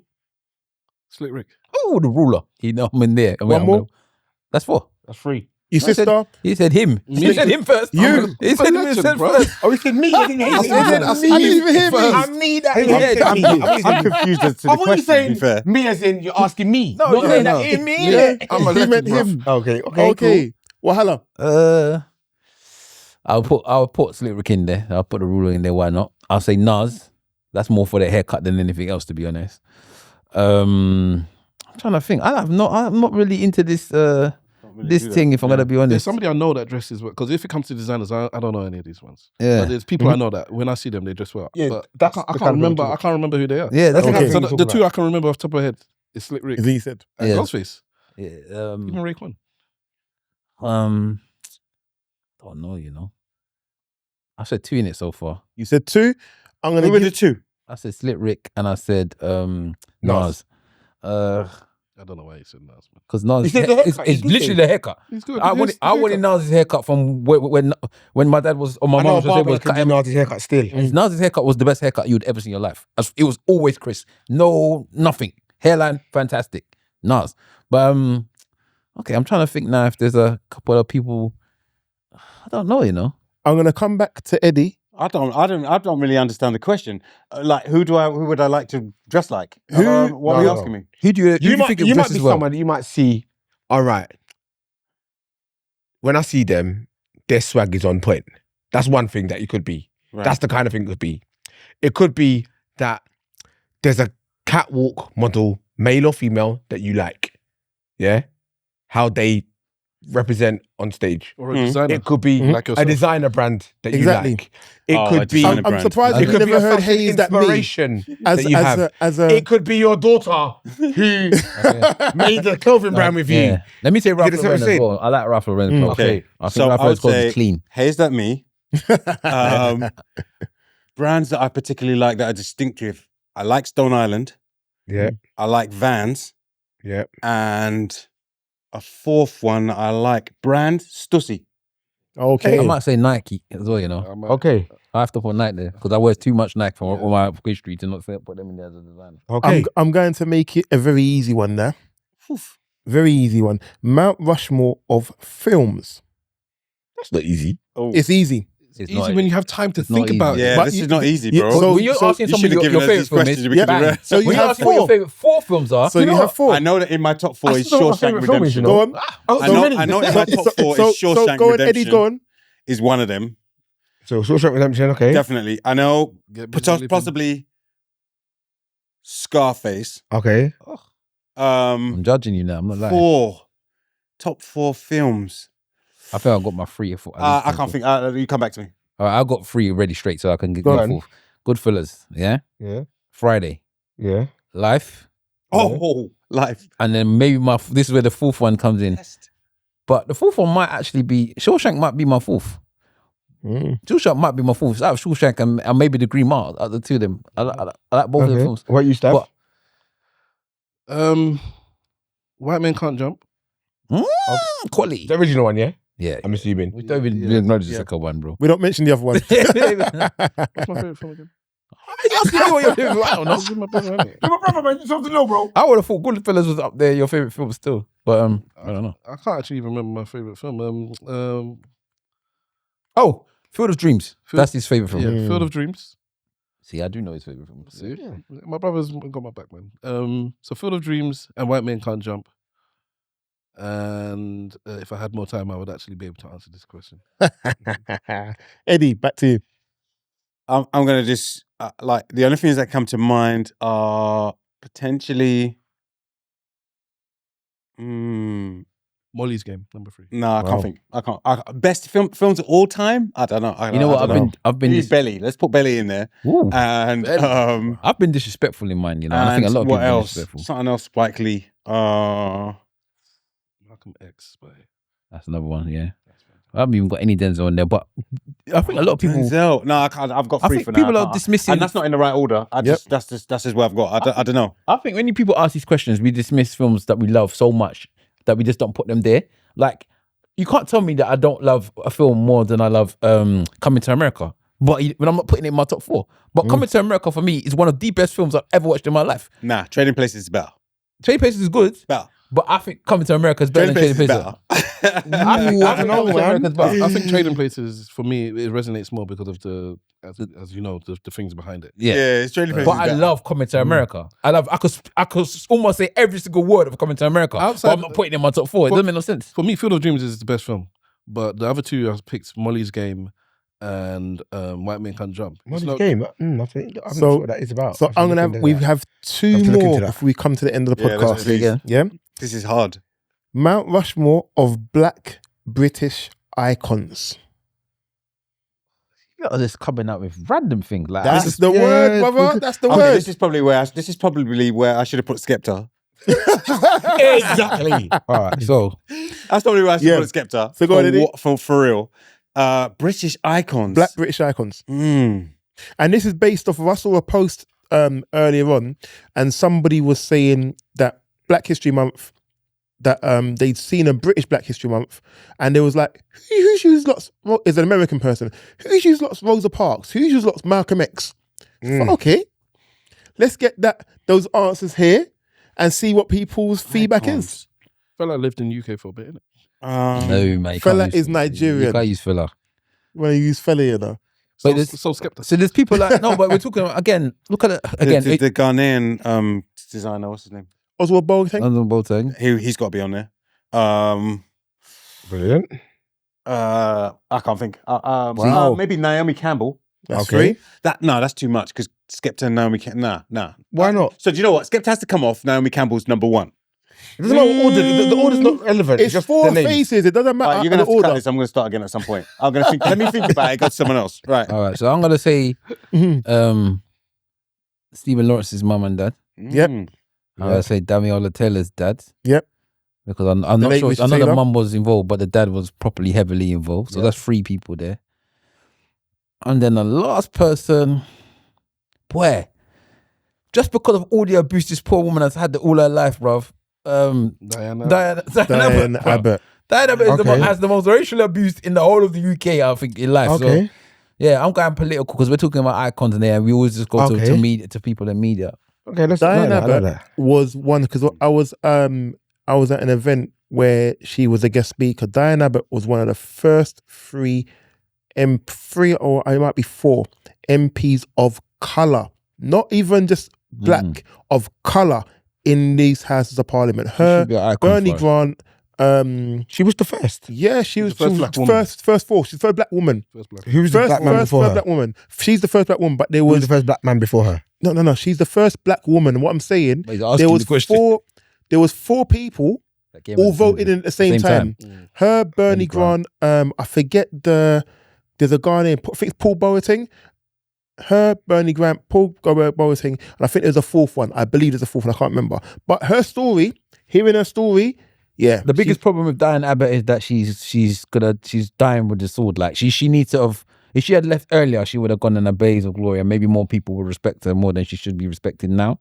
But Diane Abbott has gone through a lot for this. Yeah, UK, she's gone through a lot for us. When you hear I agree with her talking and you hear what she's actually saying, listen, they people like to, you know, when it comes to sports and stuff, people will put us on a pedestal like well, yeah, you're meant to do sports. When it comes to things about intelligence though, people don't want to hear certain things. Things she has said actually resonate as true. But anyway, that's all very political. I know we're not doing honourable mentions, but is it Tanya King that did the mobiles and stuff like that? You was right, we're not doing no honourable I'm just mentions. saying, yeah. I just want to I think Akala has to be up there.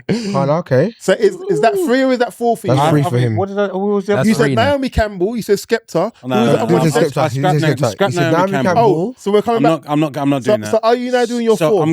no. He but- said Naomi no, Campbell. I know. So- I can't- so you're just Do you know what? randomly This saying Mount Rush, names. this Mount Rush. I'm not good with this. You need to. If you want, He if said Naomi need, Campbell, no, I'm scrapping it. Carla.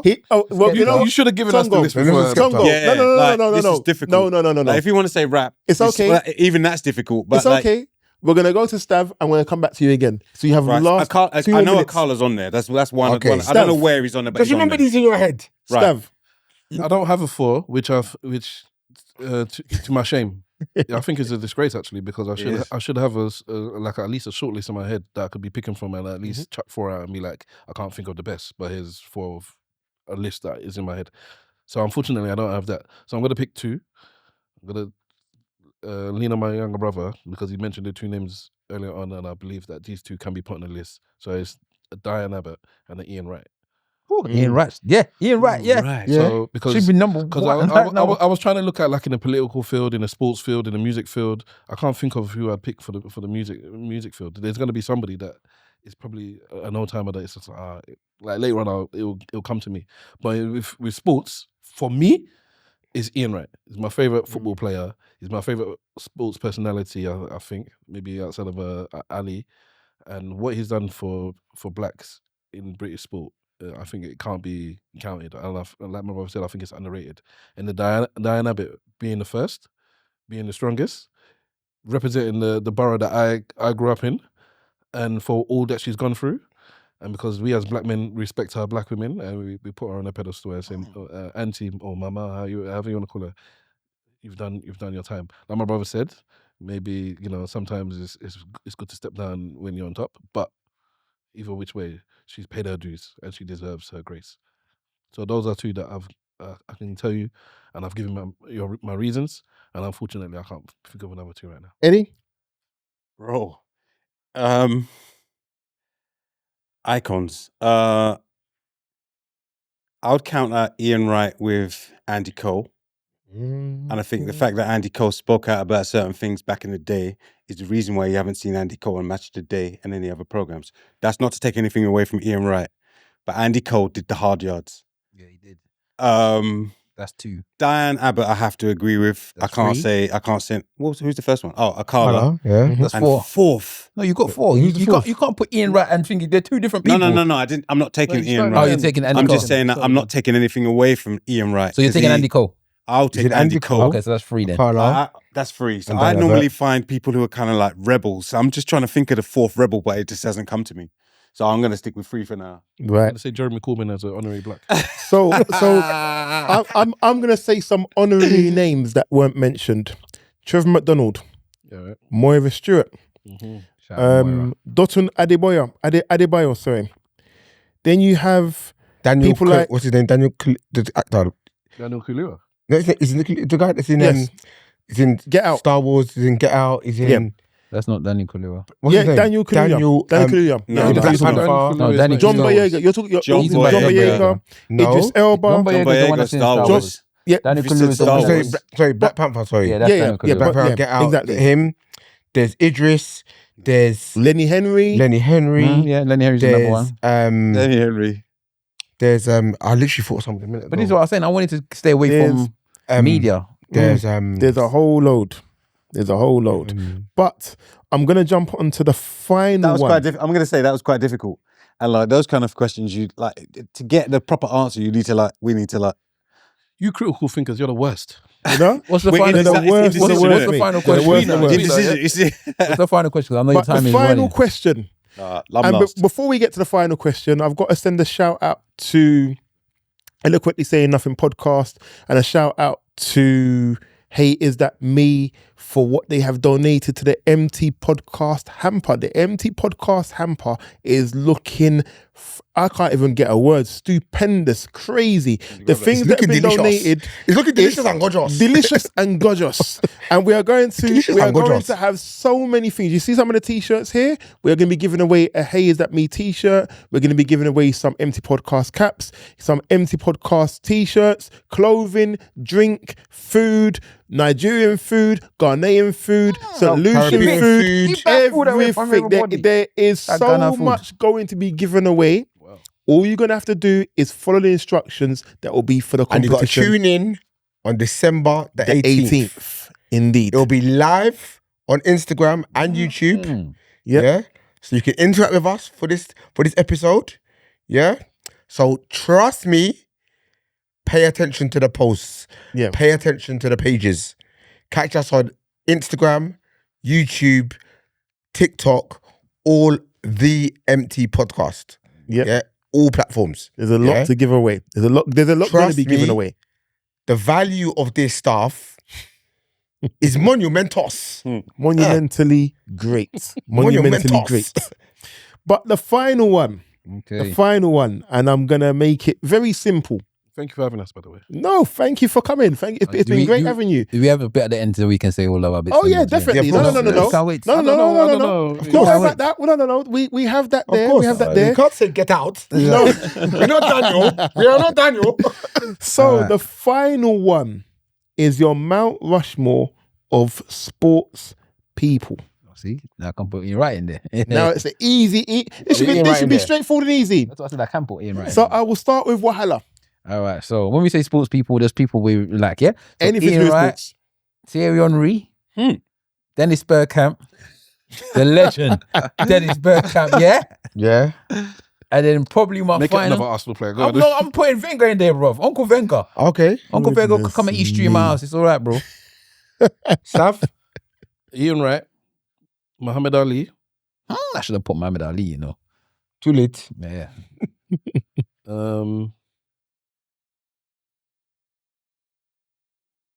come back to me. Okay. Eddie.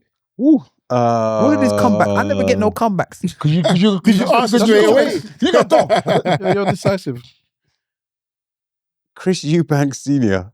Okay. Junior. Senior. I was about to say. Senior. Chris Rastafari, yeah. Eubanks Senior. You know what's crazy? Rastafari. You saying that? God. Because for this whole podcast, yeah, how you talk, your mannerism, I think this guy reminds me of Chris Eubank. For the whole podcast, I'm saying this in my head. I beg you cut that bit. In my head. Eddie blinked when you said that. Right. that And he said, what? That hurt. Chris Eubank Senior. Oh, definitely Ian Wright. I can't just keep it Arsenal because no. Do you know what? You can. Do you know what? Chris Eubanks Senior. No. Thierry Henry. Chris Eubanks Senior. Let's say Ian Wright like he wanted to in the first place. Ian Wright, go on. Ian Wright. Come on, no. Come back to me because it can't all be football. Come on. Why not? Maybe one boxer. Linford Christie. Linford Christie. Okay. Yeah, So that's four. That's at least balanced. A little Stav. bit more balanced. Who's the Your the- final the two. Liverpool captain? That I like? Steven Gerrard. Steven Gerrard. Okay, it's free. That's like poison to me, boy. No, there's something about Gerrard I just respect. No, he's a leader. Yeah. I would have put Jose in there if I had a bit of time still as well, because I got time for Jose, you know. No honourable mentions. Jose don't Three. make it. The four was the four. Jose don't make it. But everyone else can come back. Well, I can't come back. I can't get to Because four, you said man. no four. It's fine. Okay. Who's the football player? Was it Italian 94? Was it Cameroon? Roger Miller. Roger Miller. Roger Roger I'm Miller. throwing him in there because for me, he was the first African that for me. Yeah. I'm not a big football person. I'm a casual fan. He's the first African that put us Funny on enough, that put us on the When stage. we had our Mount Rushmores privately, personally, he was mentioned on some of our lists. Listen. Yeah. He had every African running to but- the corner doing this one, bro. Yeah. There's so many people that football-wise, like you've missed that people like Pele, Maradona, Ronaldinho, I didn't miss them out. Ronaldo, the original. But we're not gonna I mean, there's Usain Bolt. There's I was thinking of Bolt. Carl Lewis. There's what's her name? He's American, isn't he? So No, it's Oh. anyone. Oh, I Anyone. thought it was Anyone. UK. Anyone. I said Anyone. Mohamed Yeah, I thought it Fraser. was UK. I Flojo. wasn't paying attention. Shelley and Fraser. Flojo, Shelly My Ann. list would be completely You said different. Henri. Henri's French. How about he's here? You meant, you know what it was? Tyson, It was the he's got Arsenal. work It was programs. the Arsenal league. Denzel. It's my No, he's not sports, Rushmores what's is that? terrible. Yeah, but in any case, Muhammad Ali should have been on everyone's list. Muhammad Ali should have been, First well, in one, my everyone's opinion, should have been number one. But Yeah. anyway, that's for I even put another Igbo before I episode. put Muhammad Ali. But- yes, Before we go, I want to thank you all for coming. Can we first of all get where we will find Hey Is That Me, please? You can find Hey Is That Me on Instagram at Hey Is That Me Shop, or on the internet at www.heyisthatme.co.uk. Okay. You know what I like? When he said the internet, he's typing. when is this So coming out? I noticed that. So you can find us at Hey Is That Me Shop on Instagram, or on the internet at www.heyisthatme.co.uk. Eddie, do you really think they're editing this? Sorry? Do you really think they're editing all this stuff out? No? Bloody What is- hope what so. are we gonna say? What date is this coming out? Sorry, what the Bloody date? hope so. I What made a date? mess of The certain date. parts of it, but This- it is of what this it is. episode? This Wiley, episode. you're my friend, so I Today's 21st, probably 23rd. Yeah, If- around about then. Either way, remember this is Christmas time is coming up. So if you want to buy Christmas gifts, these are good Christmas gifts to give to your children, to give to other adults. Make sure you go and buy these types of Christmas gifts. Make sure that you're doing as I remember you had them exactly. Make sure that you're doing these for because again, I know that a lot of the people that's probably watching this are probably black. We spoke about black issues here. We spoke about black people here. This is a black man with his black family that is trying to sell goods. T-shirt and Talking Queen, of there's a which- matching Queen. Talking of Christmas and such, Yep. obviously Black Friday is, I think, next week. Yep. Are you doing any deals for Black Friday? We do have a deal. I haven't put a code up, but there is a code at the moment. So that is a nice little segue. So we had our clothes featured on I don't know if any of you have seen the BBC show. Hey, say my company again. If you've seen the BBC show Dreaming Whilst Black, Yeah, it's a film. and we have some of our T-shirts featured in that quite heavily. And so we've got a promotion at the moment with 20% off with the code Dreaming Whilst Black. So Okay. yeah, if you're in and around up to Christmas, you could do that, and maybe we'll do some more promotions with different, more meaningful titles. But the current code is Dreaming Whilst Black. And what channel can we find that program on? It's on BBC iPlayer, I'm assuming. iPlayer. And Okay. it's also syndicated in the States, which is nice. So that's it's One got more broad thing about reach, Black and Friday. it's BAFTA award winning as well, which is quite. Are you guys into Black Friday? Are you looking to buy anything for Black Friday? Are you Do you put know money away for Black Friday? Do you you- buy your Christmas presents for Black Friday? I'm gonna buy some stuff for myself. Did you not hear that one? The one question you There's asked me, something he for the said wife. It's Queen T-shirts. this one is still selling. This thing I was Okay. talking about earlier. I should have opened that, but and I'm there gonna- are various things. I'm like gonna such cop as some the stuff off- African as a hoodie in different colours. I've seen this one before, actually. You've seen Yeah. it? Yeah, I've seen it before as well. I'm I gonna. didn't realize it was you, Yeah, but yeah. I'm glad to see that it's you. Yeah, I'm definitely gonna Fancy. cop something from the website. Thank you. Yeah, so that's a good look. But yeah, he asked the question which was save or spend, and I said spend. So I like spending. I've already bought bare. See, But you might have saved for Black Friday so you can spend cheaper Nah. I just for Christmas. I just get out. Silly question, but yeah, sorry, Karen. Okay. But yeah. And yourselves, where can we find you guys? Why you do this every podcast? Why you not It's your older participating? brother. Don't talk back. You see? Don't talk black. He said don't talk black. He said don't talk black. It don't matter. All right, Don't all talk- right. It's Because irrespective. the uncles Don't have told talk me back. I have to do what I'm doing now. Respect your senior brother. I'm sorry, Igbo, sorry. Anyway, all right, at ESN Podcast at gmail.com for emails. Hashtag ESN Podcast on all the social medias. At ESN Podcast on every one of the social medias. So that's Instagram and Twitter. And I think we're on TikTok as well, ain't it? You're the one that did the account. Are you on Spotify? It's love. Where can I You find can your find full us on all of episodes? the- On every We're gonna find avenue episodes. that you listen to podcasts, because we're not a visual one like this. Even We'll but find you can catch us on Yeah. YouTube. Just search for ESN Podcast or Eloquently Saying Nothing Podcast. And we're on episode 500 and Wow. something now, isn't it? 70 something. That deserves Are they an applause in weekly? itself, Are mate. they- are 500 they They're weekly? weekly, Yeah, weekly once a week. podcast. Wow. I'll clap for myself. We got about half that, innit? I don't know the numbers. You do it twice a did week, the don't it? competition, Yes. it was We'll last year. have to ask Citrus because It was- Citrus. I think when we did the Citrus has competition the last year, answer. I think the answer was 200 and I'm not going to even was the try and question? guess. Something. Citrus will be able to answer that we on did the next we podcast. I did the believe. competition last. That was our competition question last year. How many episodes have we done? Wow. But yeah, But that so ain't the we've been doing competition it- question this year. We've been doing it since 2019. Yeah, So- we're babies to them. Yeah, We're babies to them. proper. So, yeah. But this has been the empty podcast. Thank you all for coming. And if the glass ain't half full, it's empty. Yeah.